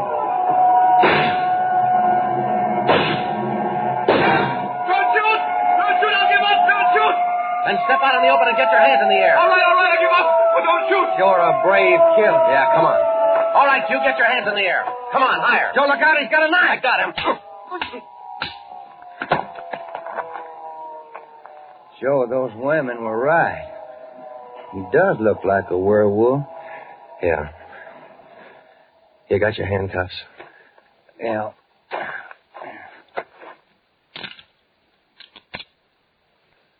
Okay. Got a cigarette? I've been out for an hour. Little place across the street. Maybe we can get some there. Okay. There's the crew from the 41R. Hey, fellas, take him into robbery, will you? Okay, Friday. I think there's a vending machine in there. Mm-hmm.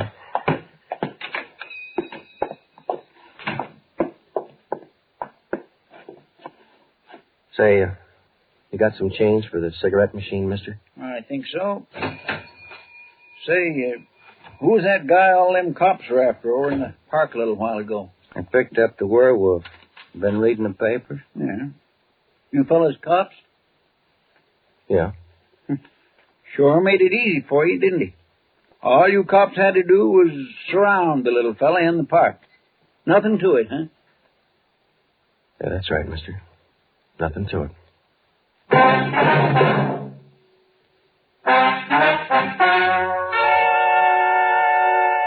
The story you have just heard was true.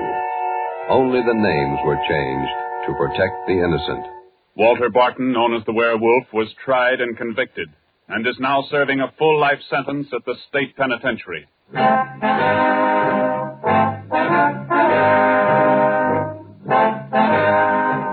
This has been Dragnet, the third in a new series of authentic cases from official files. Technical advice for Dragnet comes from the office of C.B. Horrell, Chief of Police, Los Angeles Police Department. Tonight's program is dedicated to Sergeant Mario Victor Dairo of the Los Angeles Police Department, who, on the morning of January 1st, 1943, gave his life so that yours might be more secure.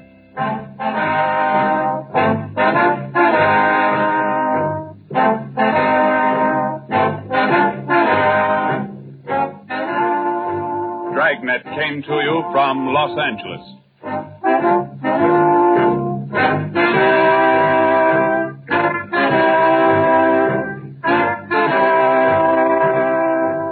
This is NBC, the national broadcasting company.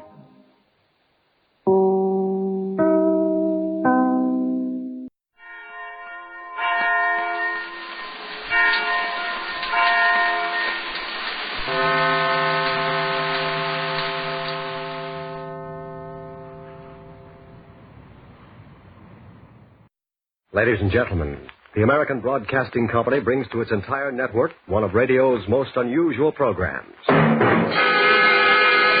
Pat Novak, for hire.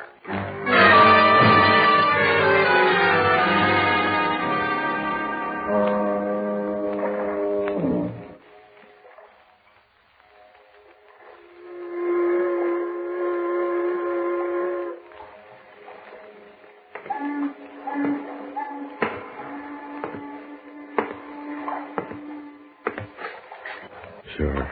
I'm Pat Novak, for hire.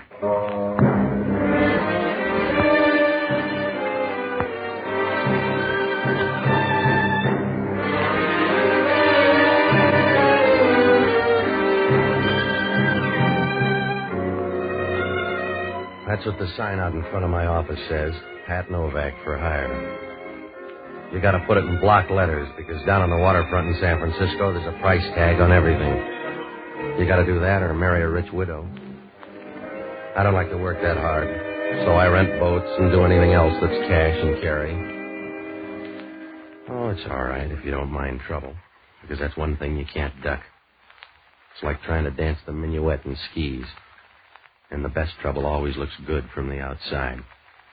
You're all smiles and feel like a kid opening a hand grenade under the Christmas tree. I found that out Tuesday night. It was around 7 o'clock. I was getting ready to close the office when this little guy showed up. He was about the size of a golf bag with arms. And if he had a cigar box, he could see over a pool table. He walked up to the desk and started talking in a voice that made you think he was trying to put Lily Pons out of work. Hello, you Novak? You're doing all right so far. What's on your mind? I'm Jackie Gregg. You heard of me, huh? You're the shy type, I know. I'm Jackie Gregg, the jockey. You heard of me, huh? All right, now I heard of you. Put the show on the road. I'm looking for a horse. You want to find me a horse? Yeah, I breed him in the back room. What color do you want? You're so tough I gotta take that from you? Calm down before you wind up in a boys' choir. If you got anything to sell, put it on the line or beat it. I'm riding a horse tomorrow called Fleet Lady. She's disappeared. She's not here. I'm supposed to ride the 6th race with her tomorrow, the Bonanza Handicap, and she's gone. All right, she's gone. Maybe your horse likes to go out at night. I haven't seen her. Get to the point. I'll give you $200 to find that horse. Somebody took her in a van. I trailed her down here at the waterfront. But you lost him up at the ferry building. That's right. Something funny's going on. My mount disappeared, and you gotta find her. This is a big waterfront, and where's the $200? You'll get that all right. Down by Pier 19. The van turned in. Think you can find Fleet Lady? I don't know. Who owns her? Woman named Sybil Thornton. She's mixed up, I think. Yeah. Why steal your own horse? I don't know. Run a ringer, maybe. That's a tough trick. This woman's got some good ones. You want the $200? Yeah. How are the odds? What's the difference? You're going to open a book?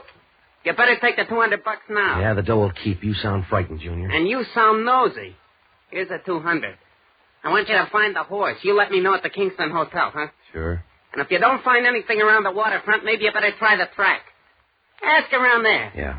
By the way, how do you fit in? How come you got $200 interest in that horse? Maybe I love horses. What do you care if maybe I love horses? I don't. A guy like you's got to love something.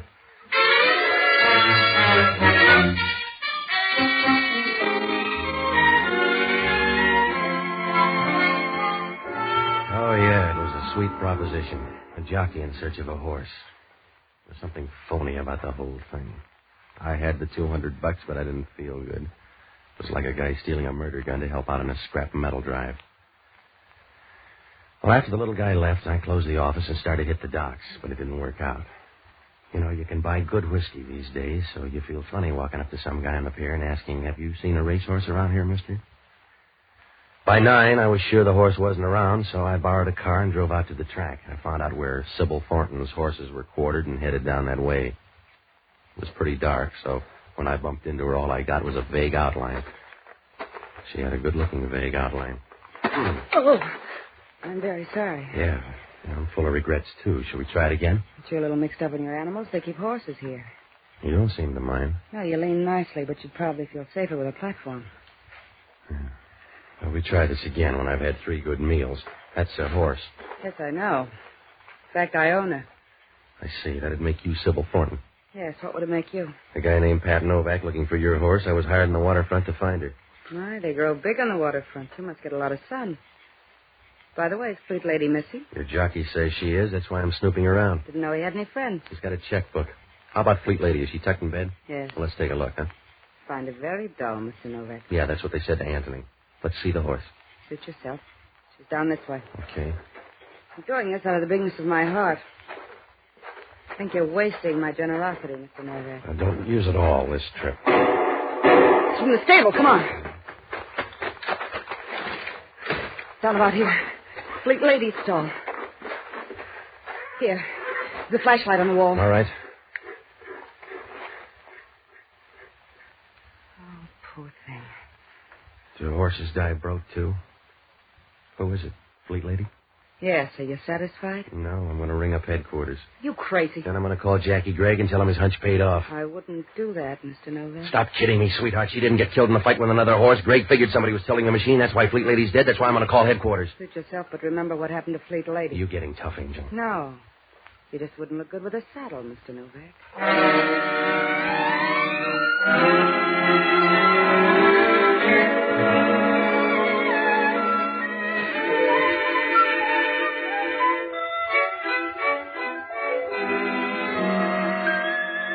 Well, I watched her as she turned and walked out of there. It was the kind of a walk that makes you flip the calendar and find out how far away spring is. I looked around a while, but it didn't do any good. The place was full of doors, so whoever killed Fleet Lady got out easy, like a rumor at a church picnic. I closed the door and went down the line to call headquarters.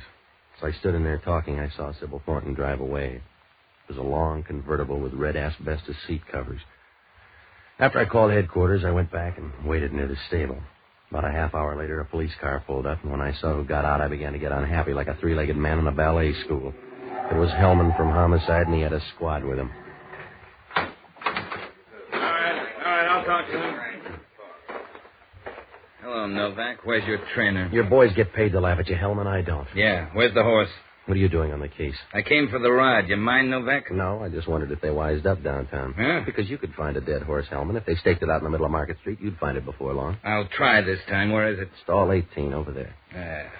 Keep an eye on him, boys. I'll be back in a minute. In here, Novak? Yeah, the one with the teeth like yours. You better shut up, Novak. Don't get jumpy. You haven't seen the horse. Just shut up, huh? It wasn't going to be much of a conversation anyway. What color horse was that, Novak? What do you mean? Take a look at it. Yeah, I did. I just took a look. It's a smart horse, Novak. What? That's right. That dead horse in there is wearing a double-breasted suit.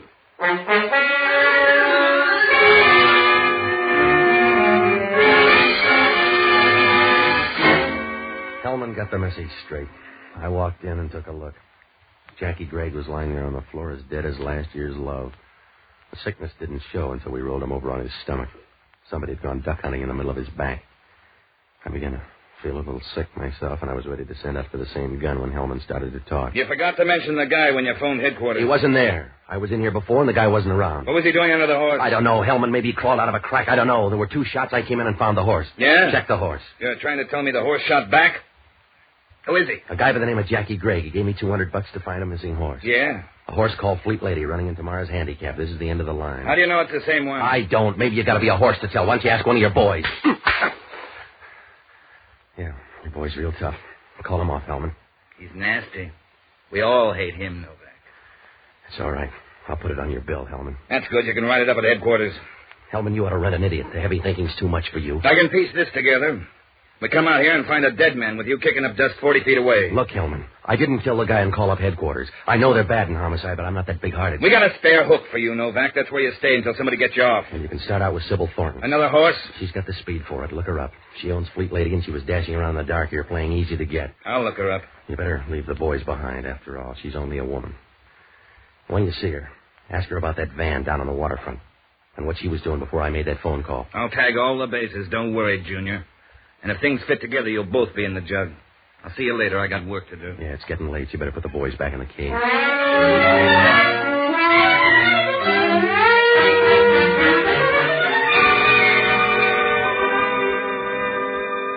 I began to worry after Hellman left.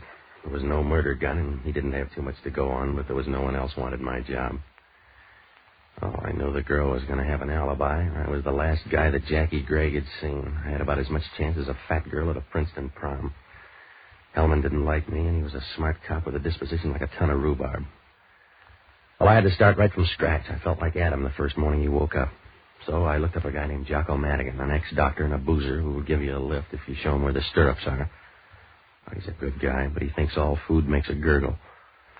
I hit all the bars and finally found him up at Maggie Nielsen's apartment. She's a good-looking voice that lives up on the hill, and Jocko was working his way into her liquor supply.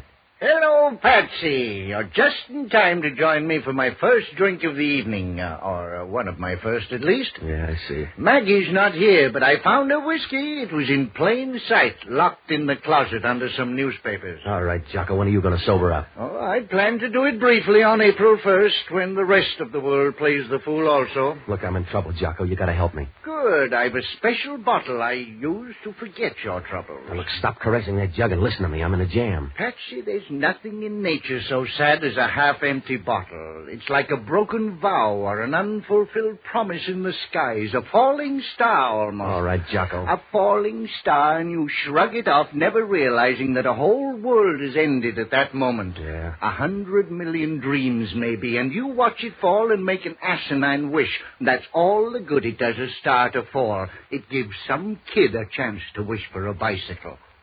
You all finished now, Jocko? Yes. What kind of trouble? Anything I could aggravate? I'm mixed up out at the track. A guy by the name of Jackie Gregg is dead, and I don't look good. Oh, Hellman? Yeah. The guy's a jockey, and he hired me to find a horse named Fleet Lady. Did you? The horse and the jockey ran a dead heat, but there's something funny about the whole deal. Did you talk to the jockey? No, not enough. Oh, Patsy, you've got to break yourself of the habit of waiting until people are dead before you think of a question. Jocko, I want you to hit all the horse rooms. Find out what you can about the 6th race tomorrow. It's the Bonanza Handicap. Now, hurry up, will you? If it's the 6th race, why can't we wait a while? Start now. Get everything you can and call me. I'll leave a message at your place. Where are you going? I don't know. Maybe up to see the girl. Oh, Patsy, you're going to be waving at the hangman's wife when they spring the trap door. I gotta see her. She owns Fleet Lady. Well, why don't I see her? She's got a stake somewhere, and I got a lot of questions. What could you do up there? Ah, yes. If it weren't an academic question, I'd argue the point. Oh, it looked like a bum deal right from the start. Patsy, you have the instinct for recognizing trouble, but not the intelligence to duck it. Save your breath, will you? You're like a man walking under a scaffold on a building. You realize it may crash down and kill you, but instead of hugging the building where you can't get hurt, like every other dope, you scurry for the edge of the sidewalk where you're bound to get hit if it falls. Jocko, will you get out to those horse parlors? I need facts, not fables. Now, give me a hand. All right. Give my love to Fleet Lady. Her name's Sybil Thornton. I'll bet I'm not far wrong. Good night, lover.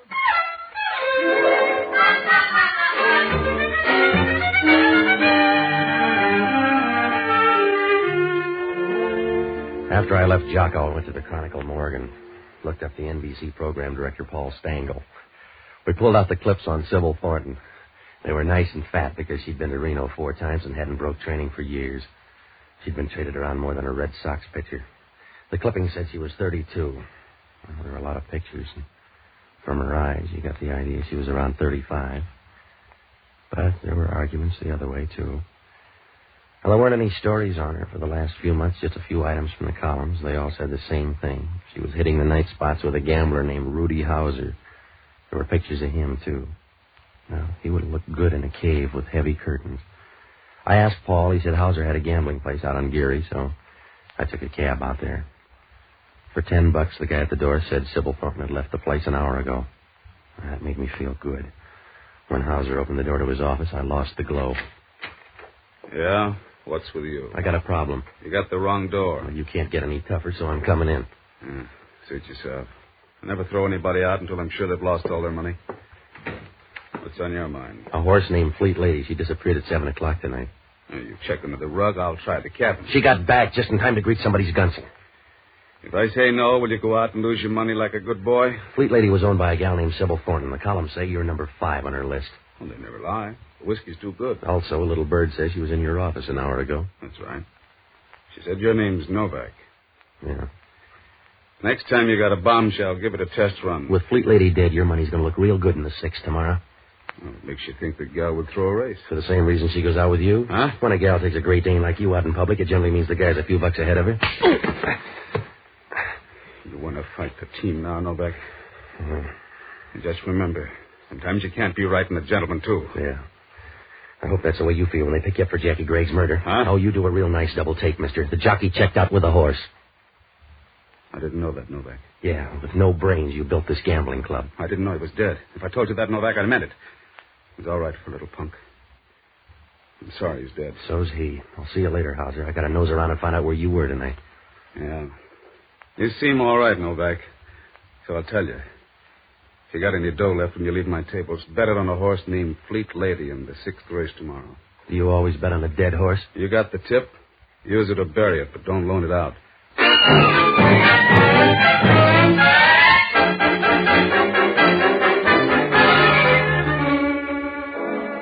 Oh, the case was a regular grab bag when I walked out of Hauser's office. I began to tick off the things that didn't add up. First on the list was that van down on the waterfront. If it was Fleet Lady, who got shot in the stable? If it was the ringer, that meant Fleet Lady would run tomorrow. Oh, I couldn't figure out why Hauser was so sure she'd win. An idea kept racing around the back of my mind like an ant in a cookie factory. Jackie Gregg lied about that van down on the waterfront, but why? Not to bail me out of the poorhouse with $200. Oh, I got part of the answer when I stopped with the pay telephone and called Hellman. Yeah, Helen talking. This is Novak. I got some news. You'll have to put it on the back page. What do you got? Your friend Jackie Gray had some love life. Well, there's a chance for you, Hellman. Who's the girl, Sybil Thornton? Yeah, we found a picture in his wallet, the gooey kind. I bet you stole it for long train rides. What time did he die? The right fit for you between 9 and 10 o'clock. 2 shots from a .32 caliber pistol. How about the horse? 45 caliber. 2 people. It's getting involved. Maybe, maybe not. You got 2 hands, Novak. Look up a guy named Rudy Hauser. He's got a joint out on Geary Street. I got enough friends. You look him up. I did. He's still talking about Fleet Lady and tomorrow's race. All right, maybe he's sentimental. Look, Novak, I'll pick out my own work. I don't need free help from you. Jackie Gregg paid $200 and look what he got. Suit yourself, but Rudy Hauser and that gal are close friends. Yeah? Like 2-part harmony in a telephone booth. Get off the dime, Hellman. Hauser's got that gal in his hip pocket. She owns Fleet Lady, and he's betting her to win. You're trying hard, Novak. It's got to be a slow field to lose to a dead horse. Wake up, Hellman. You couldn't smell a rat in a basement full of cheese. I did all right in your apartment. Huh? That .32 caliber pistol, we found it in your place. See you later.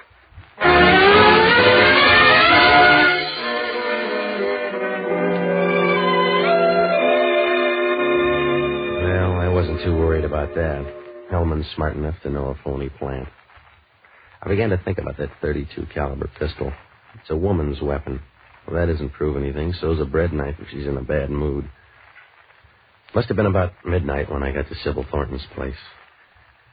She was wearing black lounging pajamas tied tight around a slim waist. She looked like a wasp with a nice sting, and she had company. Come in, Mr. Novak. Yeah? Mr. Novak, this is Ronnie Stark. Hello, Novak. Yeah. Well, he's not very friendly, Sybil. He's just parting because they're going to arrest him for Jackie's murder. How do you like Hellman? You've known him longer. Yeah. Somebody left the murder gun up at my place.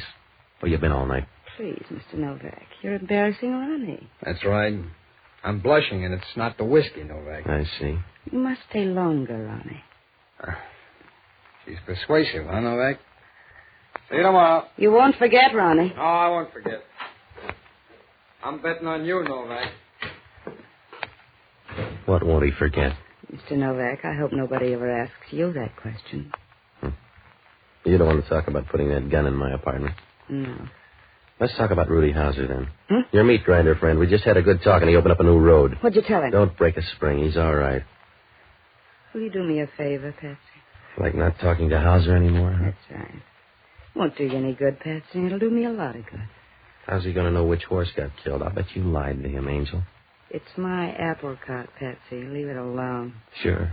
But play your hand right, baby. Because I'm going to watch your cards. And if you got one that says Jackie Gregg, I'm going to call you the hard way. Patsy, you nice beast. I really think you would. Sit down. Yeah. A drink? No. Do you good. Not right now. Well, you've read the book. Just a couple of chapters. I bet they're the right ones. You better watch out, baby. I may be a long shot. Well, you care as long as I bet. I don't. That's good. I didn't think you'd mind. Aren't you beginning to crowd the beachhead? Don't be a sissy, Patsy. You can't live forever. All right, Angel. It's time to wire the folks. Mr. Novak, just wait until you know me better. That's for me. I left the number. It's your fault, then. Yeah. Hello, Patsy. What'd you find out, Jocko? Not much. Nobody seems to care about the sixth race. I care about it. Oh, that's because you killed one of the jockeys. The rest of the people have a more casual interest. How do the odds run? Oh, no heavy favorites. Vin Air and Sleepy Time Gal figure to be the best at around 5 to 1. What about Fleet Lady? Down the line somewhere. I talked to one fellow. He says she's a dog and couldn't beat a paralytic goose over 100 yards. Yeah, what else? Well, that's all. What do you mean, that's all? Start digging, Jocko. We're not getting any place. Not even at your end? Huh? Well, I counted on you to do better than that. Good night, lover.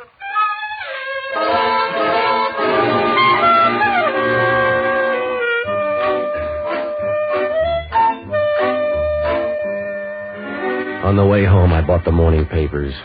There was no story on Jackie Gregg, no details, and most of the story was a statement by Hellman on Hellman. There was no mention of Fleet Lady, and at 1 o'clock in the morning, there was nothing I could do but roll into bed. I woke up about 9, called Jocko. It was like sending a message out to the Farallones by Indian Runner. He just muttered and said he'd meet me out at the track.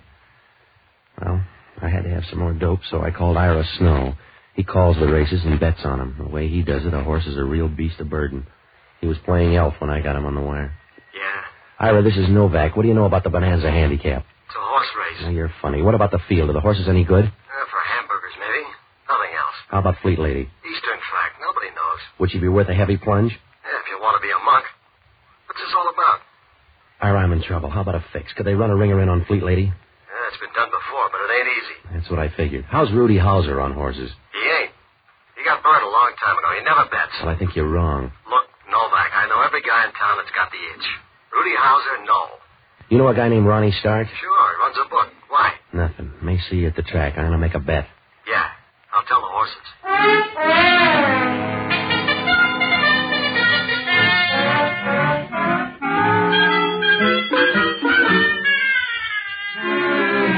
Well, that left me in a hole. If Ira was right, Rudy Hauser on Fleet Lady didn't make a bit of sense.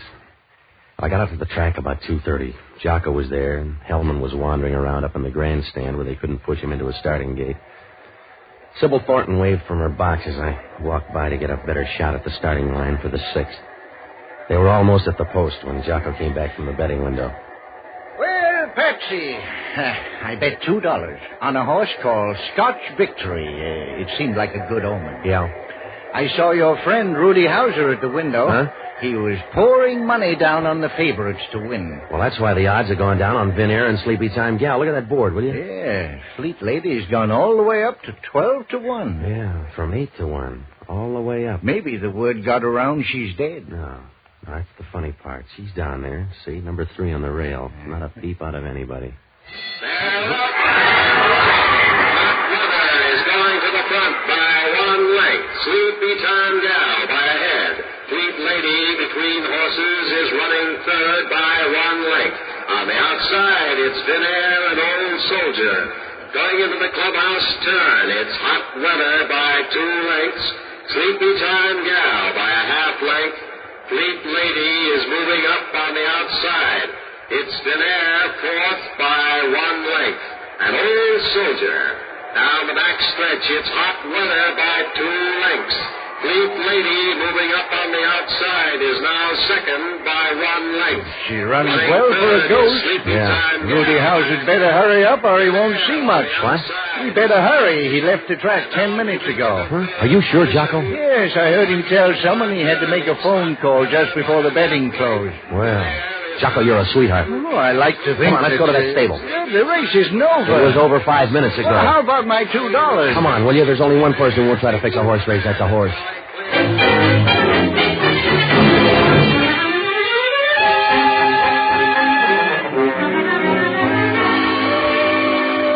Well, I knew there was going to be trouble fast. The horses were just coming under the wire when I waved to Hellman and started for the stable. When we got there, Sybil Thornton was clearing out like a fire sale. I'm in a hurry, Patsy, darling. Let me by. Now, you made a bad play, Angel. Stick around. Let me by, Patsy. You heard him, lady. Stick around. Thanks, Copper. I'll take charge. That's a big gun, Hauser. I got a big beef. You let me drop $100 grand, Sybil. It's your idea, Rudy. Not this way. You let me drop $100 grand because you ran Fleet Lady. The program said Fleet Lady, and that's who ran. I brought those odds into line at the window. I already looked bad on Fleet Lady. You didn't stay to watch her trail the field. All right, I didn't say. You lost your $100 grand. You killed the ringer. You were a smart big shot who was going to sew up the race. You ran Fleet Lady and cost me $100,000. All right, cop, I'll move away from it. Over this way, Sybil. Oh, don't let him do it, Patsy. I want to see how tough you are. Come on, Sybil. Let's you and me move against the stall. Watch out, Hauser. You're backing into the horse. Grab the horse, Novak. He's going to trample him. You grab him. It's your idea.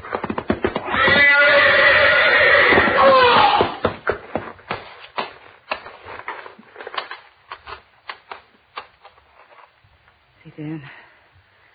Yeah. You should have learned the first time you can't beat the horses. That's a bum joke, Novak. I guess it is. Now that we're all here, who do we book for Jackie Gregg's murder? I'll answer that, friend. Who's this guy? It's one you missed, Hellman. Hello, Stark. I know, Novak. Well, what are you waiting for, Sybil? Tell the man you killed Jackie Gregg. Had enough trouble today, Ronnie. You got more coming. Well, you figured it out yet, Novak? Hauser dumped his $80,000 on you. That's right. It's a lot of spending money. Wait a minute.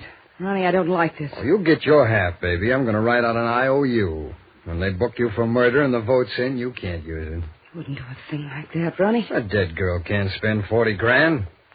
She killed your guy, copper, and tried to palm it off on Novak. I was there, so I'll testify. Ronnie, you're a no good guy. Don't be silly. I love justice. A booker for murder, copper. I want to tear up that IOU.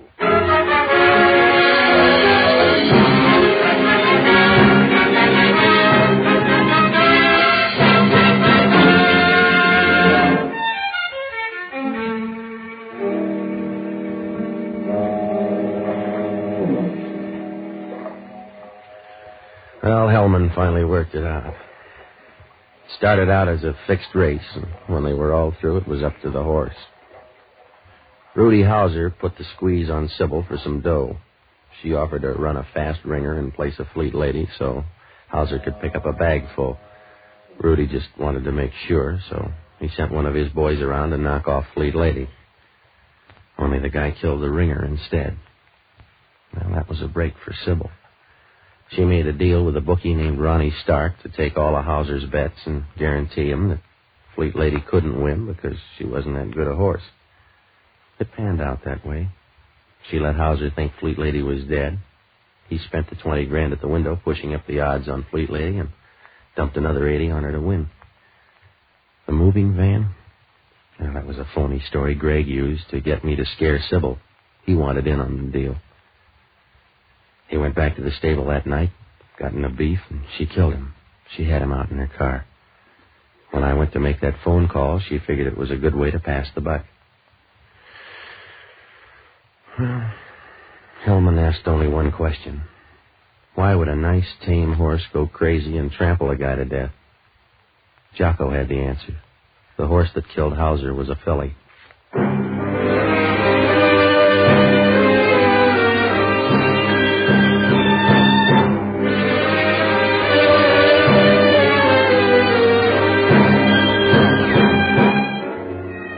Broadcasting Company has just brought you the fourth of a new series, Pat Novak, for Hire, starring Jack Webb. Pat Novak is produced and directed by William P. Rousseau. Jocko Madigan is played by Tudor Owen. Inspector Hellman is played by Raymond Burr. Music was composed and conducted by Basil Adlam. In our cast were Virginia Gregg, Tal Avery, Stacey Harris, Hugh Thomas, and Carlisle Bibbers. This program is being released to our servicemen and women overseas through the worldwide facilities of the Armed Forces Radio Service. Be with us again next week when over most of these same ABC stations we will bring you Pat Novak for Hire. This program came to you from Hollywood.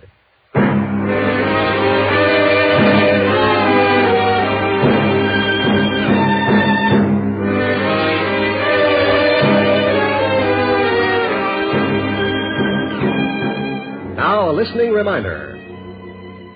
Tonight, don't miss Jane Wyman when she guest stars and explains how she created her unforgettable role as the deaf mute in Johnny Belinda. Hear Jane Wyman tonight on this ABC station. This is ABC, the national broadcasting company.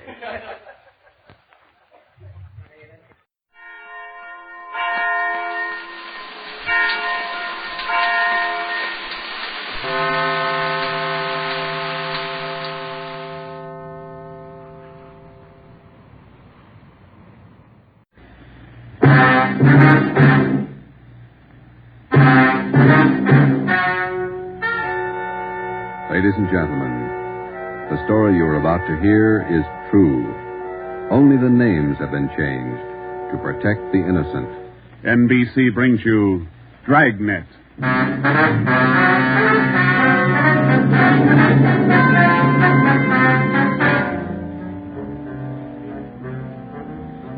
You're a detective sergeant. You're assigned to homicide detail.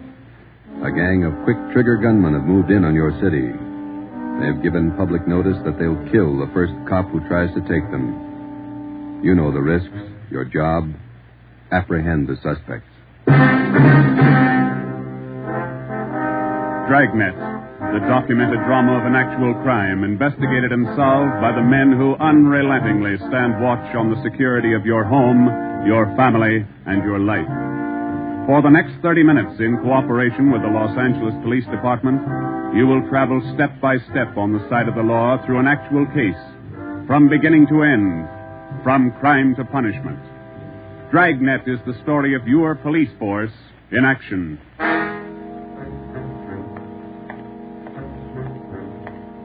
It was Wednesday, April 17th. It was warm in Los Angeles. We were working the night watch out of homicide detail. The boss is Ed Backstrand, chief of detectives.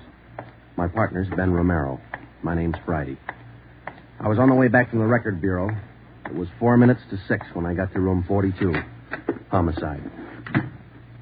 Hey, Ben, I pulled a package on the Raymond killing. And that proves you can still read, Friday. Here's at it, Joe. Your pal, Fred Lindsay. Hiya, Fred. What's doing? Busier than you are. We know what we're looking for.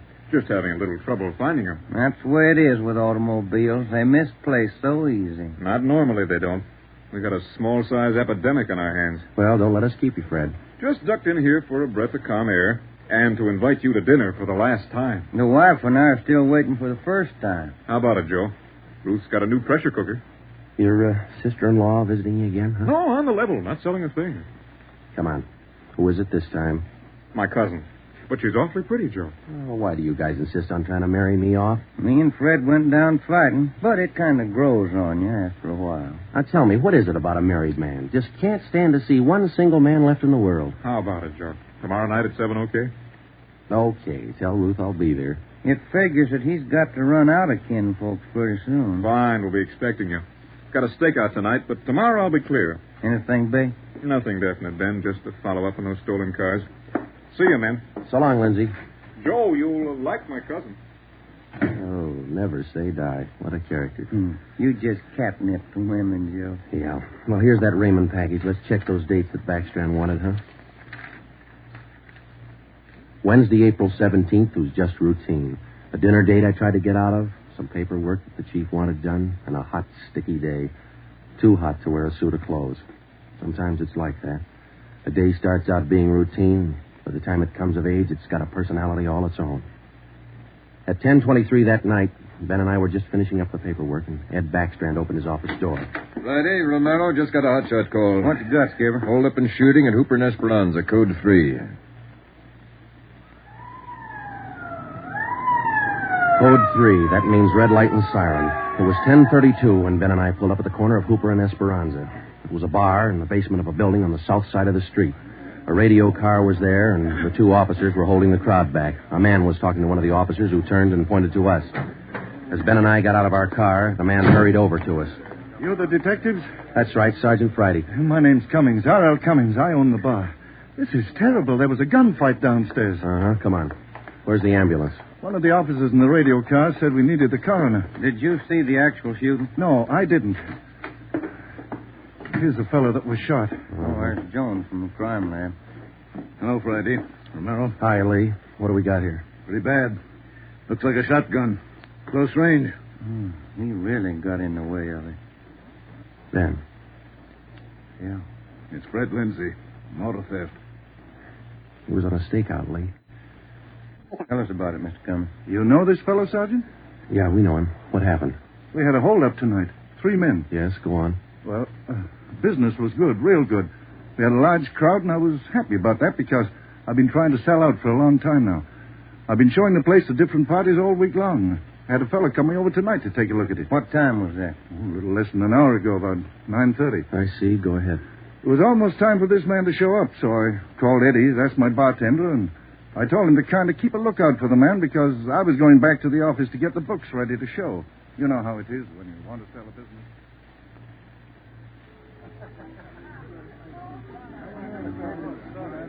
You'll watch for him, Eddie? You bet I will. If you want me, I'll be back in the office. Keep your mouth shut and stand still. Huh? You own this bar, don't you? Well, yes. What is this? You're the boy we want to see. Which one are you? All three of us. What's going on? What's it look like, genius? Just a stick-up.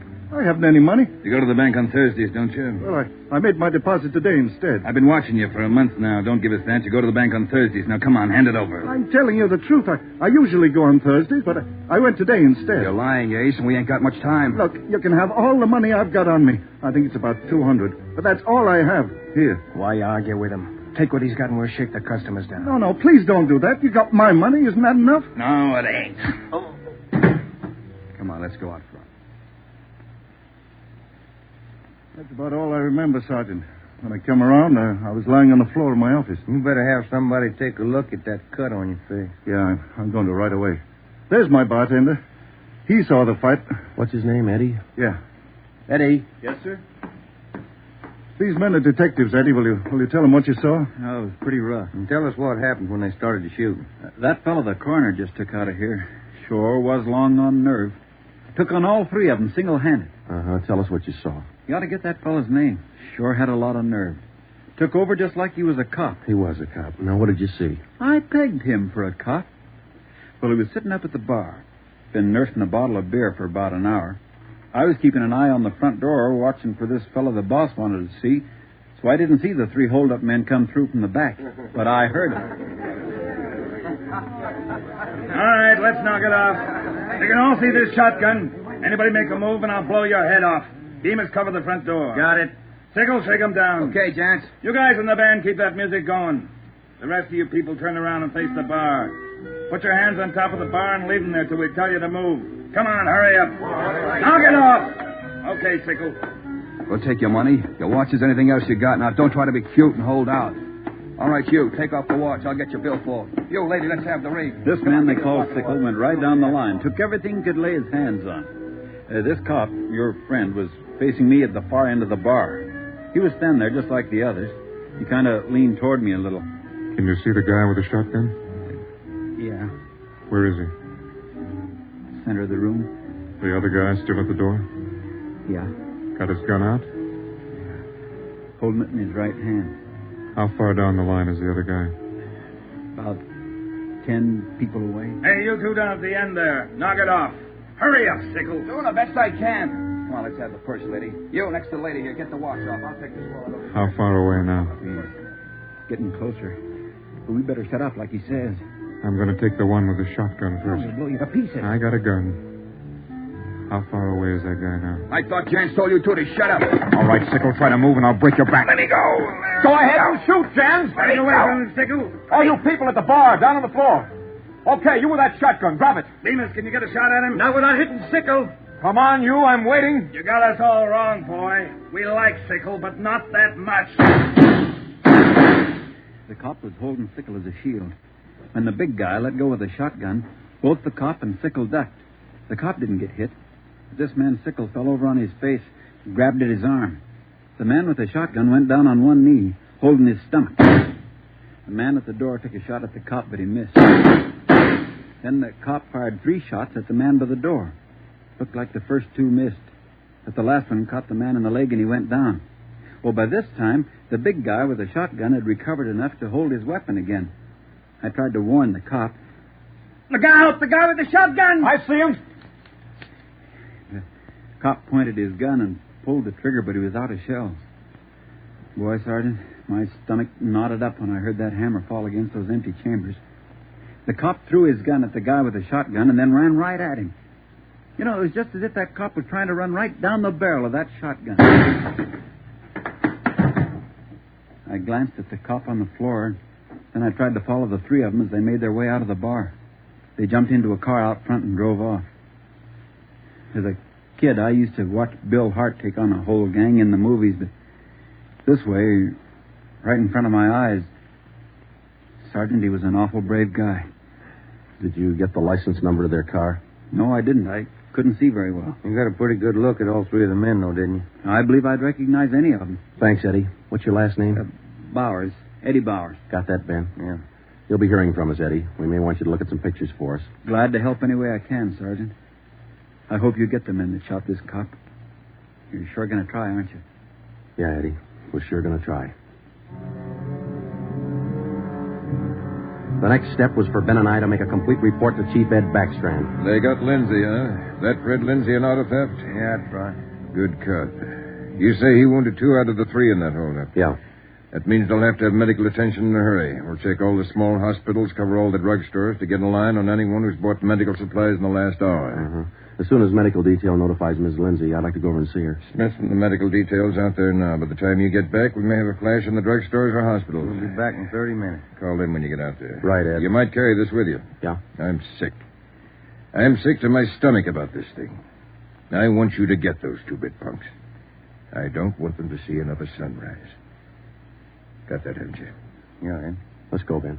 Chandler? Yes, sir. Put out an APB. Have communications broadcast the descriptions of these suspects every 30 minutes until further notice. Get them to communicate right away.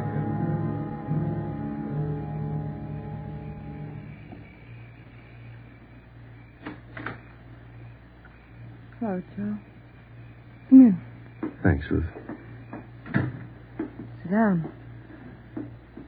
Ruth, you know how we all feel. It's all right, Joe.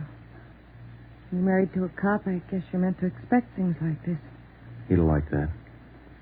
Fred and I used to discuss the possibility of this. Used to worry about him. I used to worry a lot, Joe. All those nights when he was away and the days, I used to worry. Now I know he's safe. Anything you want or you need? Thanks, no, Joe. Anything at all that I can do? Yes, Joe. I think there's something you can do. You and Ben are assigned to this case, aren't you? That's right. Then be careful. Thinking that you and Ben will have to face those killers. Ben's wife. Be careful, Joe. Yeah, Ruth, we will. Sure.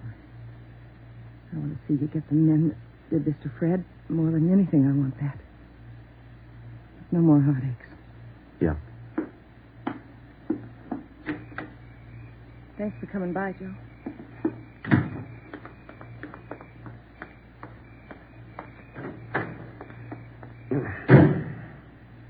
How'd you take it, Joe? Let's go.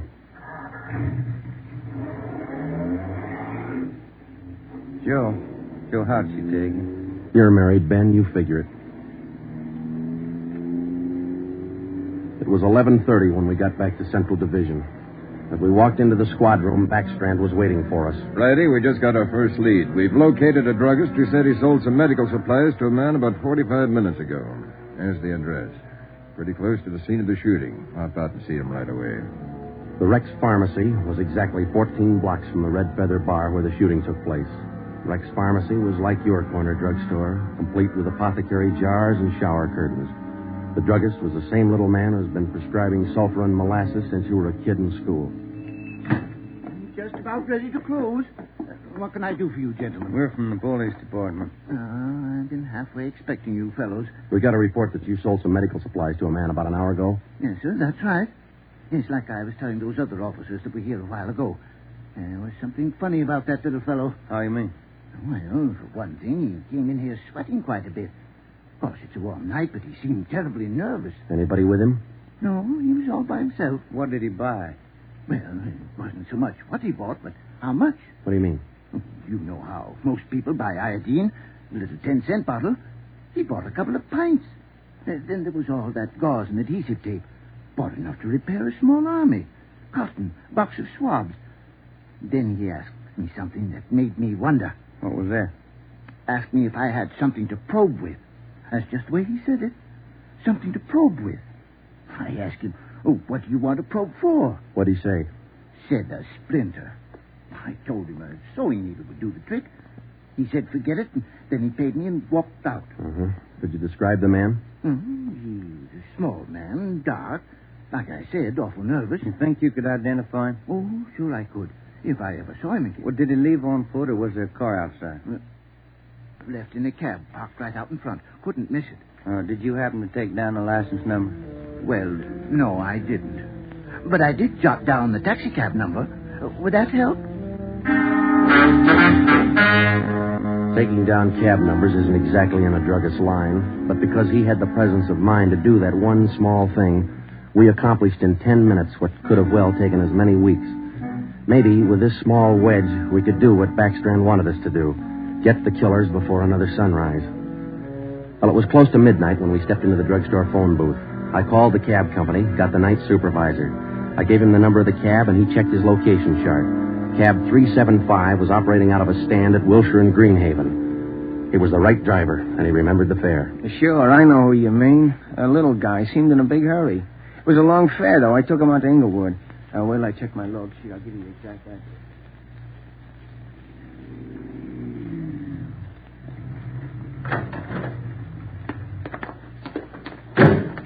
Here it is, Joe. 1523 Imperials. The room and half. Yeah, come on. We'll check with the landlady. Kind of late, Joe. Yeah, let's stand away from the door, huh? Might not be the landlady who answers. Yes, what do you want? Police department. Oh, just a minute. Let me see your badge. There you are, ma'am. I'm Sergeant Friday. This is Romero. Homicide. All right. Now, what do you want? I run a good, clean rooming house It's here. not the house, lady. It's one of your tenants. Which one? That's what we want you to help us on. Look, do you men know what time it is? Come back here in the morning. Sorry, this can't wait till morning. Well, I'm not going to invite you in.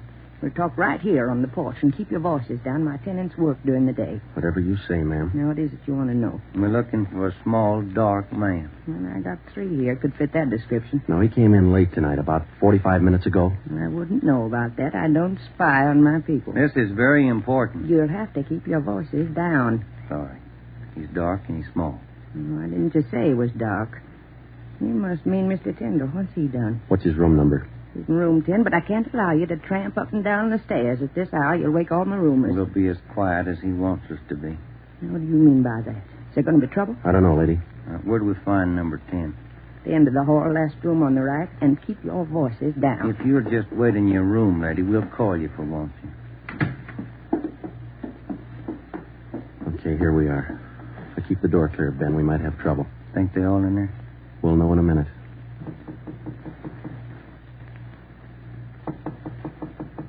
Who is it?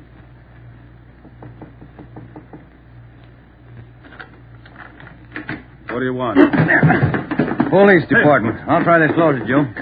What do you want with me? What are you looking for? Closet's empty. What'd you say your name was? Tyndall, Bob Tyndall. New name, but same face, huh, Joe? Yeah, how long you been out of jail, Tenny? My name ain't Tenney, it's Tyndall. Your name's not Tyndall, it's Sam Tenney. We sent you up on a robbery charge 4 years ago. Now, isn't that right, Tenny? No, it's not right. You got the wrong man. I never been in jail. Yes, you have, because we sent you there. Now, come on. Who'd you buy the medical supplies for? I don't know what you're talking about.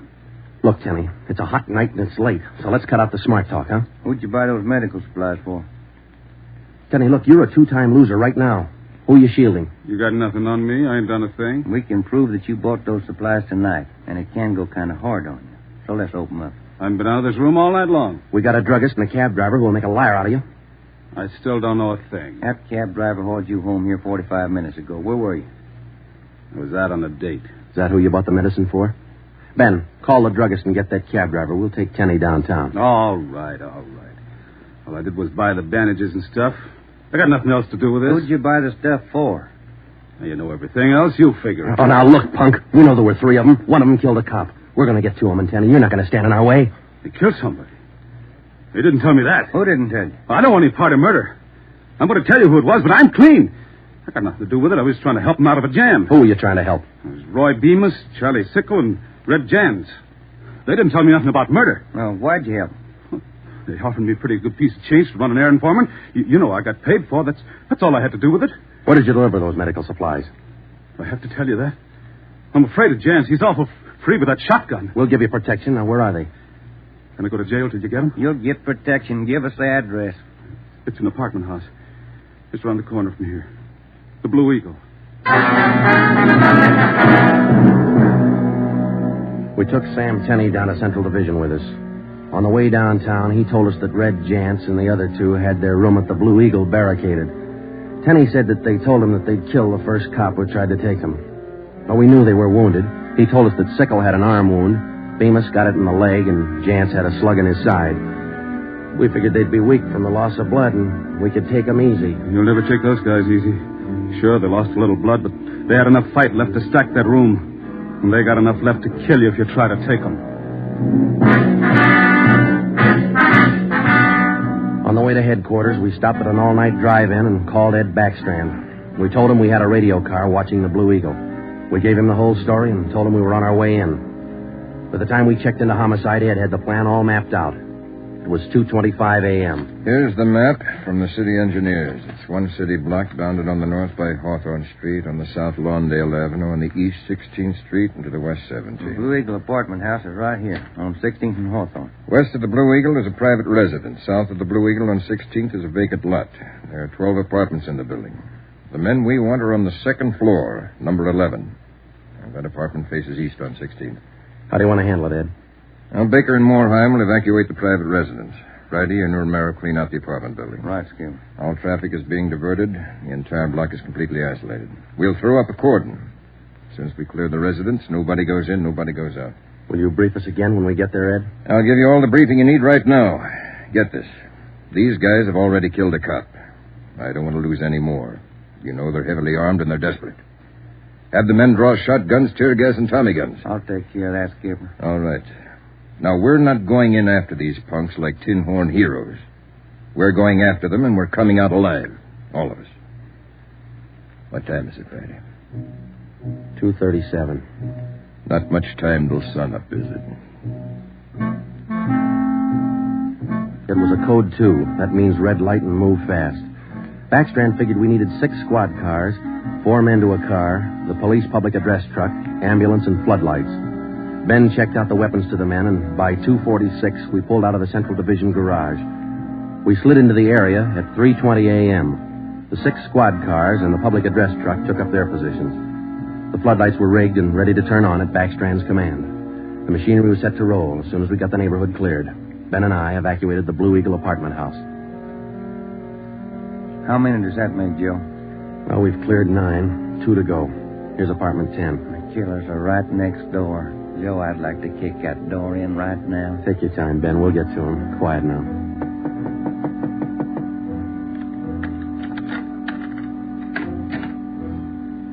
Yeah, what is it? Police department. May we come in? Yeah, of course.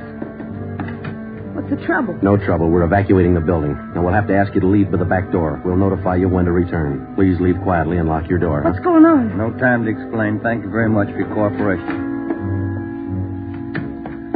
Okay, now, we'll skip 11 and go to 12. Yeah.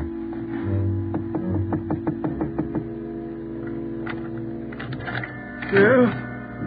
Who are you? Police department. Can we come in? Sorry to disturb you at this hour. We're evacuating the building. Please hurry and leave quietly by the back door. You'll be notified when to return. Lock your door when you leave. Thank you. It was 4:10 a.m. Everything was set now.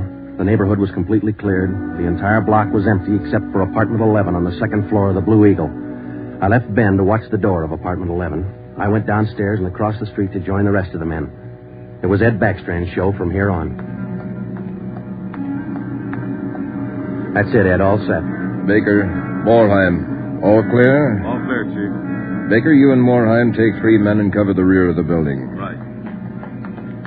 Is that detail covered Hawthorne Street? They're all set, Ed. How about the vacant lot? Taken care of. The rest of you men? Yeah. Claudia and I are going into the building. We'll try to get him to come out now. Johnson. Yes, sir? Come with us and keep us covered. Let's go.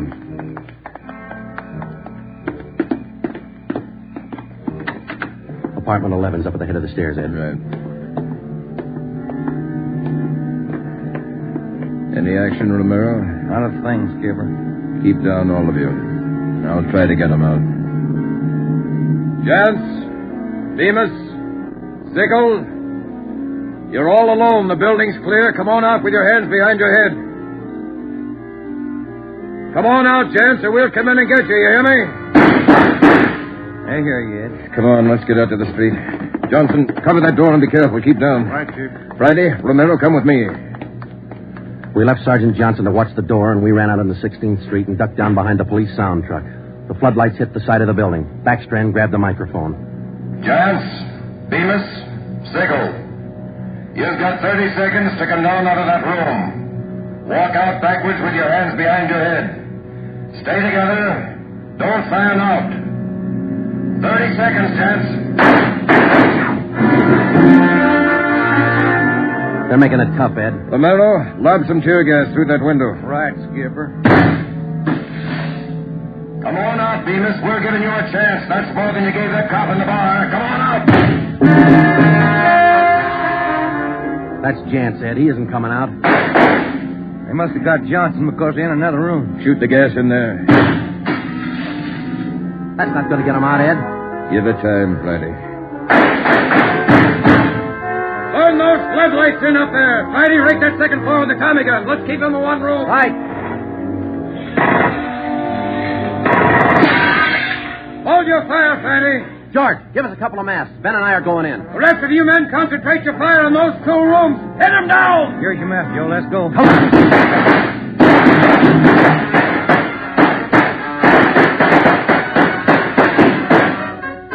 Put that mask on, Ben, and keep down. Yeah, wait a minute. Somebody coming down the inside stairs. Duck, Ben. He's got a gun. I got one, copper. Get out of my way! Stop it, you. You haven't got a chance. I'm coming through, copper! I think I stopped him, Joe. Can you see Johnson? No, it's too much gas in there. All right, you two up there. We got one of you. The other 2, come on out. Joe, think we got him? I don't know. Can you see Johnson? No, Joe. It's still too thick in there. I'm going in, Ben. Cover me. Come on. We know there are 2 of you up there. Just one, copper. Throw your gun down the stairs ahead of you. Hurry up. Shotgun, Joe. Jance. I see him. I'll take him at the foot of the stairs. All right, I got my hands up. I found Johnson, Ben. All right, Jance, outside. Come on. Move. Put the handcuffs on him, Ben. I'll cover you. How's Johnson? I don't know. Ed, get the ambulance crew over here. Jance, who's this other guy we got? Bemis. How about Sickle? I said just one, didn't I, copper? Never mind the smart talk, Jance. Now just answer the question, huh? Sickle wanted out of it a long time ago, so I let him out. He's upstairs. I let him out the back way. Mean you shot him? He wanted out, didn't he? All right.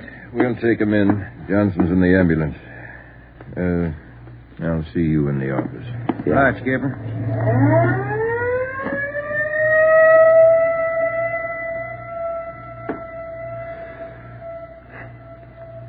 How about a smoke, huh? Oh. Yeah. Here you go. Backstrand said he didn't want those men to see another sunrise. Yeah. 5 minutes to 5, Joe. Sun ought to be up. Yeah. But look, Ben. It's cloudy. Guess we'll never know, huh?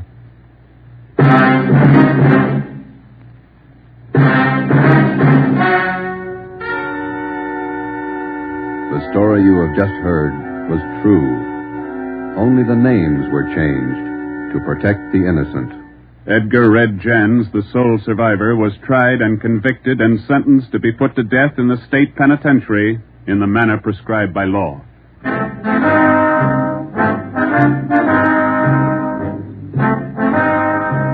You have just heard the 4th in a new series of authentic cases from official files. Technical advice for Dragnet comes from the office of C.B. Horrell, Chief of Police, Los Angeles Police Department. Tonight's program is dedicated to Radio Car Patrolman Forrest E. Sawyer of the Denver, Colorado Police Department, who, on the evening of March 8, 1937, gave his life so that yours might be more secure.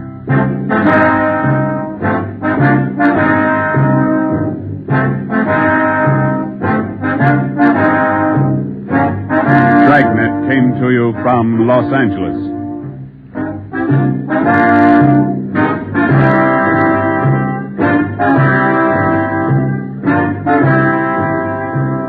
This is NBC, the national broadcasting company.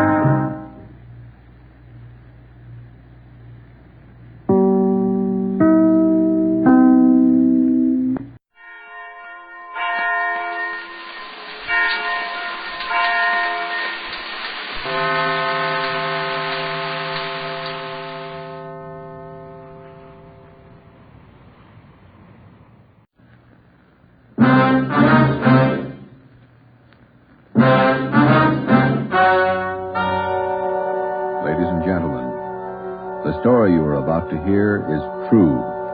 Only the names have been changed to protect the innocent. NBC brings you Dragnet.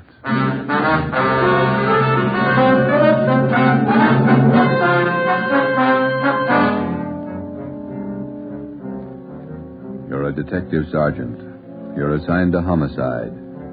Somewhere in the tangled web of your city, there's a killer on the loose. A young woman has been brutally murdered. The weapon, a steel bludgeon. Your job is to get him. Dragnet, the documented drama of an actual crime, investigated and solved by the men who unrelentingly stand watch on the security of your home, your family, and your life. For the next 30 minutes, in cooperation with the Los Angeles Police Department, you will travel step by step on the side of the law through an actual case from official police files. From beginning to end, from crime to punishment. Dragnet is the story of your police force in action.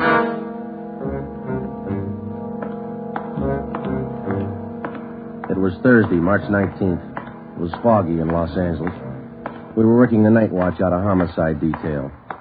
My partner's Ben Romero. The boss is Ed Backstrand, chief of detectives. My name's Friday. It was 9:14 p.m. when I got to the old Central Jail building, 3rd floor. The crime lab. Hi, Joe. How you coming, Lee? Just ran a spectrograph. What'd you find? The paint flake from the victim's head matches that paint on the hunk of pipe. Any prints? No, the pipe was clean, no latent prints. Well, that figured. Anything else? Got those blood test reports.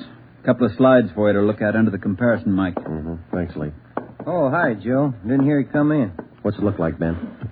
Here's the blood test reports. This one is blood found on the piece of pipe. Type A. This one's blood from the victim. Type A. They match. That's right, boys. Doesn't mean too much, though. Did you look at these slides under the microscope? No, not yet. Well, this is your clincher. Wait till I get the light. Okay, take a look.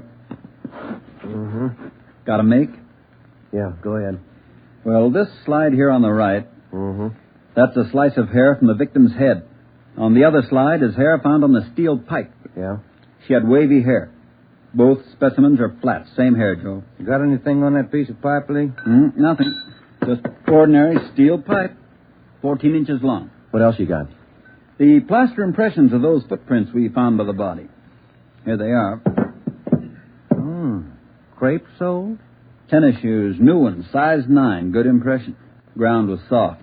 Man about 150 pounds, according to the length of stride, roughly about 5 feet 10 inches tall. Yeah, new shoes, all right. You can still read the manufacturer's label. That's right, made by the Sport King Company. Well, that's something to follow up. Yeah, sure, you could start with the tennis courts. Only about 1,000 or so in L.A. Maybe you'd rather track down the brand.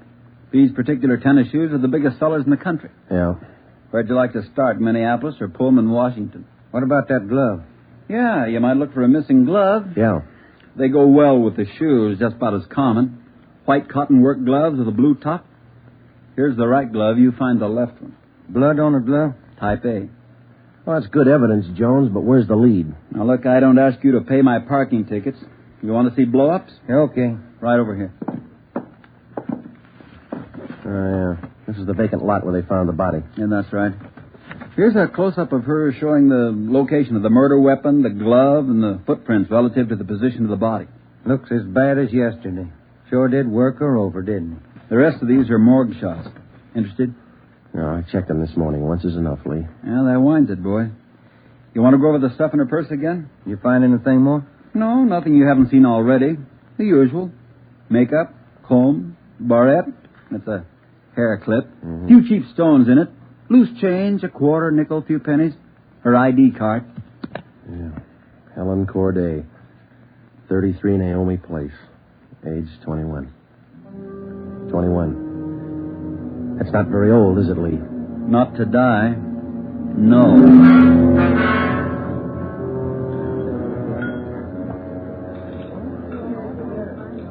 Helen Corday.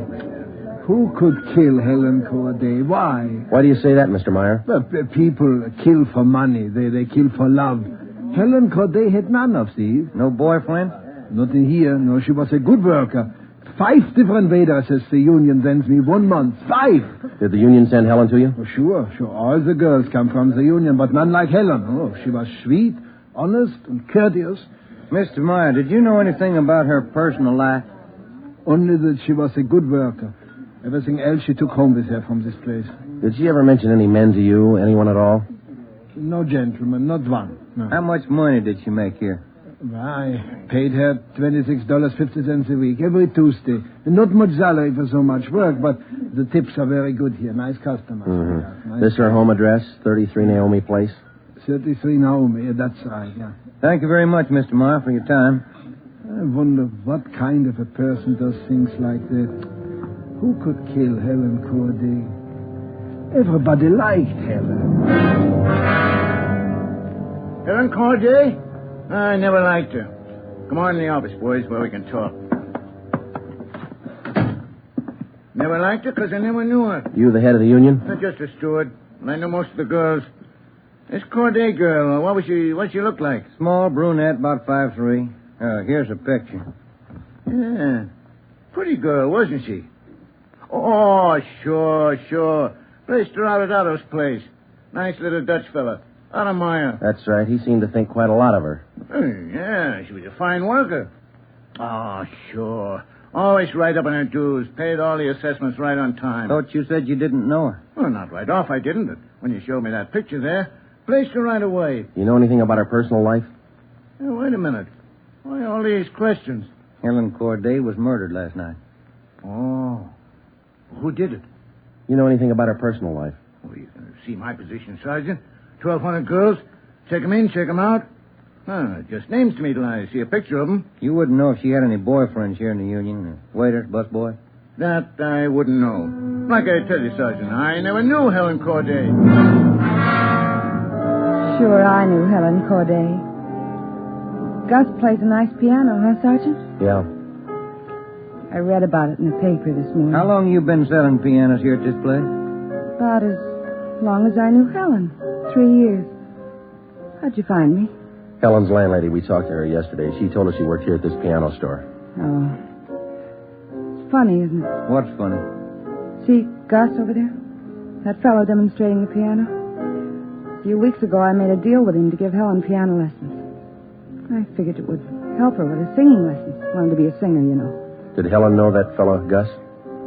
No, she never met him. Who gave her the singing lessons, Miss Olson? She took from Ostrander. Paul Ostrander out on Melrose. A lot of movie people used to take from him. What do you know about her personal life? How do you mean?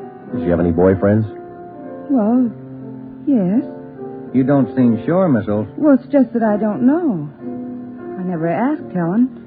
But she did have a few dates with Paul Ostrander. I don't think she was serious. How about Ostrander? Gee, I don't know, Sergeant. I don't want to involve anybody. You want to help us find the killer, don't you? Yes, but if you're thinking Paul Ostrander did it, no, I'm sure he didn't kill her.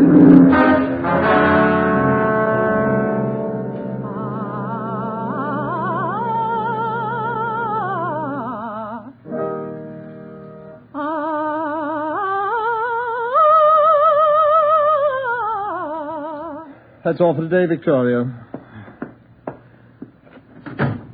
No, gentlemen. I did not kill Helen Corday. You gave her singing lessons, Mr. Ostrander. You knew her pretty well? Yes, I gave her voice coaching for about 1.5 years. Helen showed a little promise. Not a great voice, a bad vibrato. You knew her pretty well. Why do you say that? Mr. Ostrander, didn't you used to take her out once in a while? No, I didn't know Helen socially at all. We know you had dates with her. That's not true. Only times I saw her was when she came here to the studio for lessons. You better tell the truth, Mr. Ostrander. We can prove that you've been out with her. Afraid of the publicity, is that it? Certainly that's it. I have a successful business here. I've spent years building it. Anything like this would ruin me. Then you have been out with her. Only a few times. Nothing serious. I had nothing to do with her murder. Now, that's the truth. Don't you know that withholding information about a thing like this can go kind of hard for you? Yes, I know that. What else could I do? Mr. Ostrander, somewhere in this city right now, there's a guy who beat a young girl to death. He crushed her skull with a piece of steel pipe. We need every bit of information we can get to track him down. I know that, Sergeant. You could have come to us. We wouldn't run to the newspapers with it. If the information's confidential, that's the way we treat it. Most of the time, it's the people who run to the newspapers first. Then they come to us. That's right, Mr. Ostrander. People are their own press agents. Sergeant, I'd like to know what right you have to invade my privacy and lecture me on my civic duty. All right, I'll tell you what right, Ostrander. We want the man who murdered Helen Corday. I got as much right as he had at 12:14 this morning. Come on, Joe. Yeah. Thanks, Mr. Ostrander. Sorry if I invaded your privacy.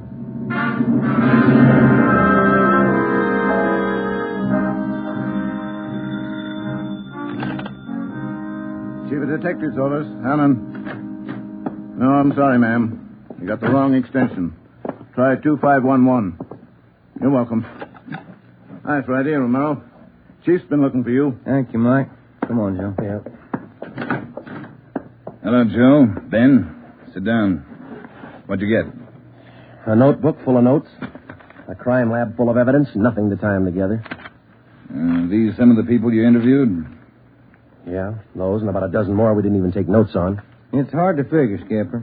Everybody seemed to like this girl. Helen Corday. No known relatives. Single, unattached girl, living all alone in the city. Few friends and no enemies. None we can find anyway. Are you satisfied that all the people you interviewed are in the clear? Well, if we're going to stick to the simple robbery motive, we are. The kind of money Helen Corday made wouldn't interest those people. How are you doing on the outside leads? Nothing. If we could just find one hole someplace, anything. All right, now look. You've got a lab full of evidence across the street. You've got a book full of names here. You've got the pieces.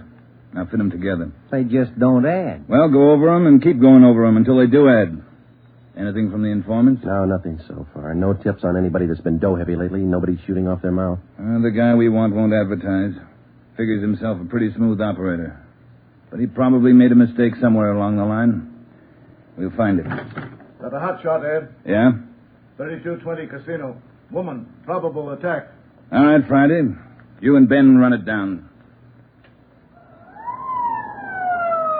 We ran down the hot shot call for 3220 Casino. Turned out to be a typical dead-end lead. Her name was Mrs. Lillian Horn. For the past 5 years, Mr. Horn had been paid regularly on Wednesdays. He spent all day Thursday drinking up his paycheck and beating his wife. The call had no connection with the Corday murder. We made the usual call into communications. Unit 80K to Control 1, 80K to Control 1. Control 1 to 80K, go ahead. On that probable attack, 3220 Casino, Code 4. 80K, roger. 80K to Control 1, KMA 367. That was the beginning. For the next 3 days, we followed up every lead and every call, but they were all blind. All units were alerted, and they had as much information on the killer of Helen Corday as we did. Ben and I cruised throughout the entire Central Division. We covered every probable call that might have some connection with the murder. Attention, Unit 41R. 1654 Swanson Terrace, a woman, victim of probable attack, Code 3. Unit 41R. It didn't make any difference what the call was. If there was a possibility it might tie in with the Corday murder, we ran it down. We made it a 24-hour job. So far, if the killer made a mistake, we hadn't been able to find it. The Corday funeral was on Monday. They were all there. The girl's landlady, the voice teacher Ostrander, the girlfriend Marie Olson, the man from the union, and her boss Otto Meyer. But nobody else we hadn't checked. That was Monday afternoon. Monday night, we went back to the old routine, tracking calls during the night in the squad car, picking up small threads that led nowhere. 3 more days of the same thing. Thursday morning, 1 week after we found Helen Corday's body, we got an anonymous phone tip. I know who killed Helen Corday. His name's George Barlow. He lives at 418 White Oak Avenue. He used to date her up all the time. Get him and you've got the murderer. We checked George Barlow and about 10 others just like him. None of them knew Helen Corday. Saturday night, Ben and I were back in the squad car cruising the Central Division. Saturday night's a good night for robbery. By 10 p.m., we'd run down 4 various calls. 123, Code 1. 123, roger. 12G, call your station. Unit 13R, 1254 Tower Road. A woman screaming. Investigate the trouble. Code 2. Let's handle that one, Ben. Yeah, okay. I'll notify communications. Unit 80K to Control 1. 80K to Control 1. Control 1 to Unit 80K. Go ahead. On your 1254 Tower Road call, we're in the vicinity. We will handle. 80K, roger. 80K to Control 1, KMA 367. Let's go, Ben. Control 1 to 13R. Disregard your last call. Handled by 80K. It should be right about here. Oh, here it is. 1254. That man is trying to kill me. He's running down the street. Where? He's getting to that corner street. He tried to kill me. Come on. Where'd he go, Joe? Turn right at the next corner. That's him up ahead. He's got a good lead on us. Hit the siren. He's gaining, Joe. Took a left at the next corner. Oh, he isn't going to stop. Close in as tight as you can, Ben. Down to the floor now. Swing out to the left a little. I'm going for his tires. Right. All right, that'll slow him down. Pull up on him. Yeah. All right, you. Keep both hands on that wheel and get over to the curb. Cover me, Joe. Right. Out of that car, mister. Shake him down. Hey, take it easy, will you? I haven't got a gun. Put the cuffs on him. Hey, you boys work fast. What am I do with the gas chamber? Just save that, mister. It's pretty rough treatment for speeding. All right, come on, you. Look, I got a right to know where you're taking me. What's the charge? We'll let the girl tell you. What girl? You just sit there and be quiet, huh? Oh, I know where you're going. The place back on Tar Road. Well, I asked to use the phone. The girl slammed the door in my face. I don't know what you cops are trying to prove. I just wanted to use the phone, that's all. I even tried to scare her a little. I told her I'd hit her over the head if she didn't let me use the phone. It's a laugh, huh? All right, you get out. Yeah, I suppose so. Get out. Okay. I got nothing to hide. That little girl's going to lie. You know that, don't you? Who's there? Police officer. It's the man. That's him. He tried to kill me. His full name's Frank Philip Larson, Ed. No previous record. This the girl's report? Yeah, that's it, Skipper. Judy Scott. How old is she? He's 19. He's a babysitter. Real tough boy, isn't he? Forced his way into the house, beat her about the neck and arms. A tire iron. We found it in his car. Jones is running it through the crime lab. Asked her if she had any money. She told him no. Struck her again. Where's this Larson live? Hotel out near Santa Monica. He's a clothing salesman, Ed. Works for a big men's store, Burns and Company. According to the house book sales record, he bought a pair of tennis shoes 2 weeks ago. Weighs 158 pounds, 5 foot 11 inches. Tennis shoes are missing. They're not in his hotel room, and he's not wearing them. What else did you find? A rhinestone. You mean a pin? No, just a small loose stone recovered from the rug in Larson's room. Crime lab got it? Working on it now. Ed, I think...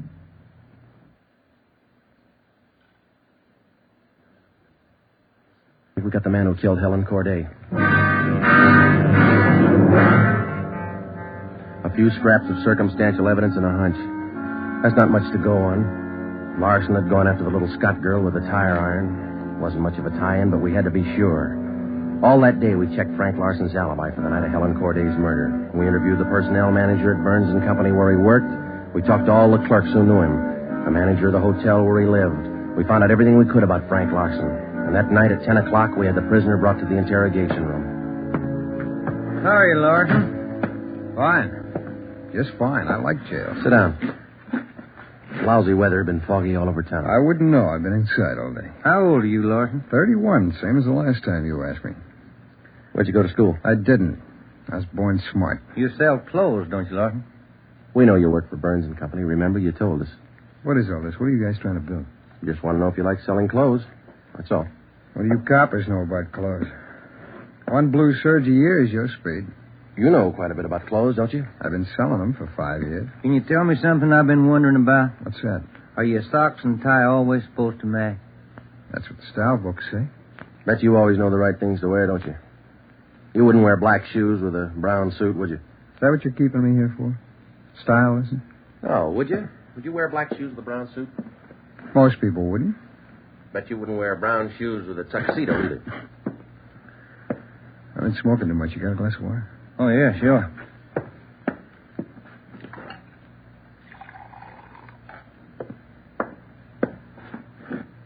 There you are, Larson.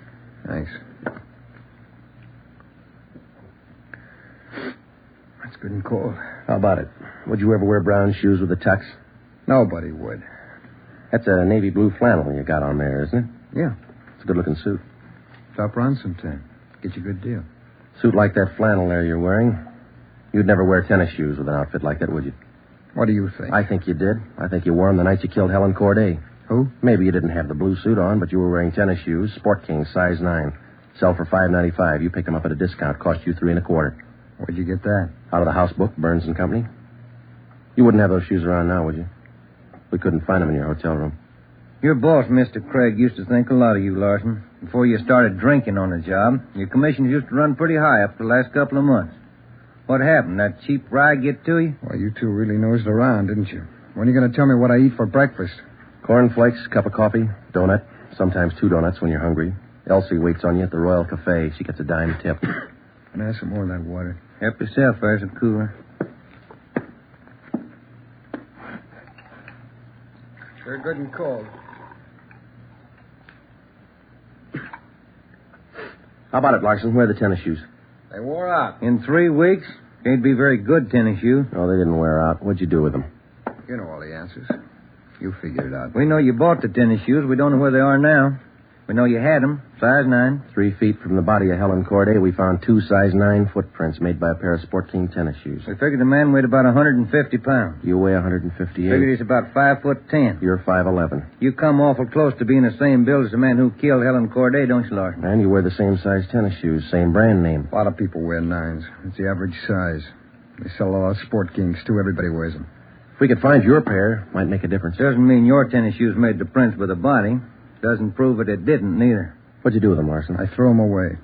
That's too bad. Might make a difference. No, what difference could it make? I threw them away, that's all. Now, how about the mate to this glove? I never saw it before. Found this right-hand glove by the body of Helen Corday. Just an ordinary cotton work glove. Everybody wears them. If we could find the missing left glove, why, it might make a difference. Size medium. That's average, too, isn't it, Larson? I never saw work gloves. I wouldn't know. No, but you bought work gloves, haven't you? Not a pair of those. Mean like this, don't you? We only got one. What kind of work gloves did you buy? I didn't buy any. You just said you did. I never said I bought any work gloves. You bought tennis shoes, though, didn't you? I told you I bought the tennis shoes.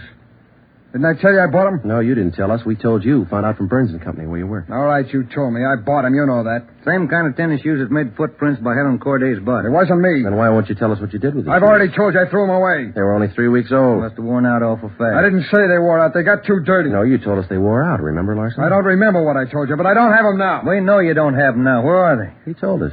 They got too dirty. Right, Larson? Yes.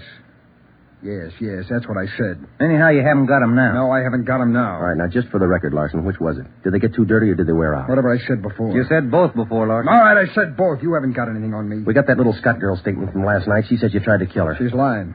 I told you she'd lie, didn't I?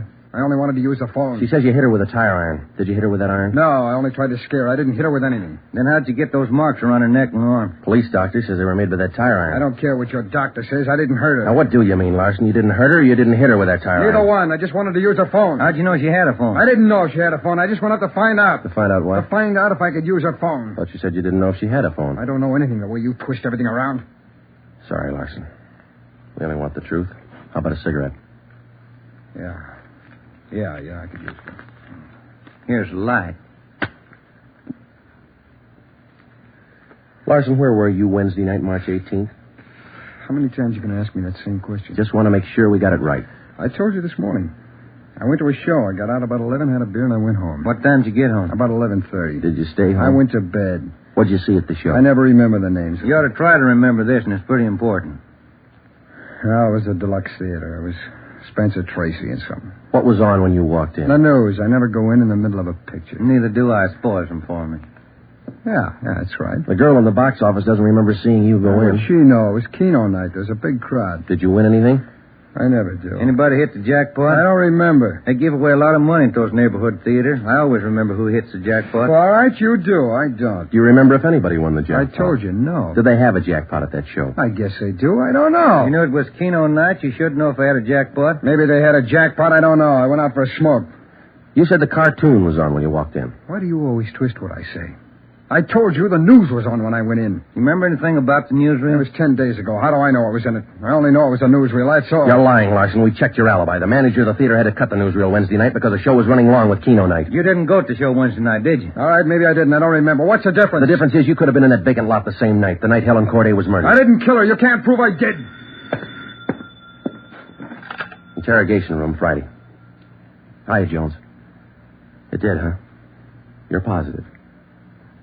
Yeah, okay. Thanks, Lee. Sure you don't want to tell us what you did with those tennis shoes? I'm not going to go back over all that. I've told you guys all I'm going to tell you. You know how the Corday girl was murdered? How would I know? I don't know anything about it. She was on her way home from work, as usual, about midnight. Of course, you were home in bed about that time. But you didn't go to the show that night, Larson. On her way home, Helen Corday always took a shortcut across a vacant lot. She was about halfway through the lot when the murderer tried to grab her purse. She screamed and he struck her. Hit her several times with a piece of steel pipe 14 inches long. He beat her to death with that piece of steel pipe. Then he dropped the pipe in the right-hand cotton work glove. He left 2 footprints, size 9, Sport King tennis shoes. I know all that. Well, here's something you don't know. When the killer scooped the paper money out of that girl's purse, he accidentally took along a loose rhinestone. A stone that fell out of a cheap barrette in the bottom of her bag. He carried that stone home with him. When he reached in his pocket to pull out the money he stole from her, the rhinestone fell on the floor. So? We found that rhinestone on the rug in your hotel room. Well, I haven't lived in that hotel room all my life. Maybe the tenant before me dropped it there. No, not this one. We checked the cement that held it in that barrette. It matches the glue on the stone. No, Larson, that rhinestone came from the hair clip that Helen Corday wore before she was murdered. And that's enough to take you to the district attorney with. What am I supposed to say? We want you to tell us the truth. Why did you kill Helen Corday? Yeah. You want the sandwiches and coffee now, Sergeant? Bring them in, Mike. Looks like we're going to be here a long time. Yeah, I brought you ham, cheese, and liverwurst. And some fruit. Coffee's black. Cream and sugar on the side. Thank you, Mike. Ah, it looks good. What kind you want, Larson? Ham, cheese, or liverwurst? Oh, you're not hungry? Okay. Sandwich, Joe? No, thanks. I think I'll have an apple, huh? Yeah. Okay. I fixed you a plate there, Larson. Coffee's right here. It's a fine apple. Nice and fresh. This a Washington apple? Yeah, I don't know. Is that coffee hot enough? No, it's fine. Where'd Mike pick these up? Well, across the street. Eddie's? Yeah, Oh, it tastes good. Well, drink your coffee anyway, Larson. It's getting cold. All right. I didn't want to kill her. She screamed and I hit her. All I wanted was her purse. That's all I wanted. She wouldn't give to me. She had to fight back, so I hit her. I didn't want to kill her. All she had to do was give me the purse and I wouldn't have hurt her. I was drinking and I didn't know what I was doing. I was drunk. I didn't mean to kill her. I didn't mean to kill her. Mike. Yeah, Joe? Stay with him. We'll call the stenographer.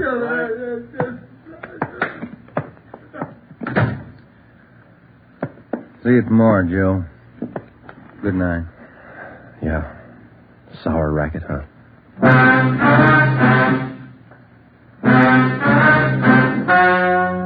The story you have just heard is true.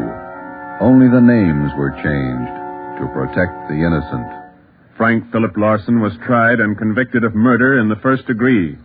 He was executed in the lethal gas chamber at the state penitentiary.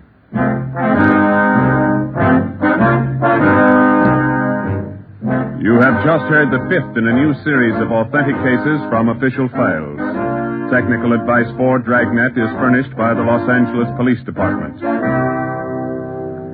Tonight's program is dedicated to Police Officer Charles A. Brady of the Chicago, Illinois Police Department, who on the night of September 2nd, 1945, gave his life so that yours might be more secure.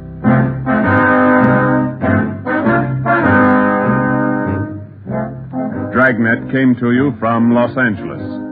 This is NBC, the national broadcasting company.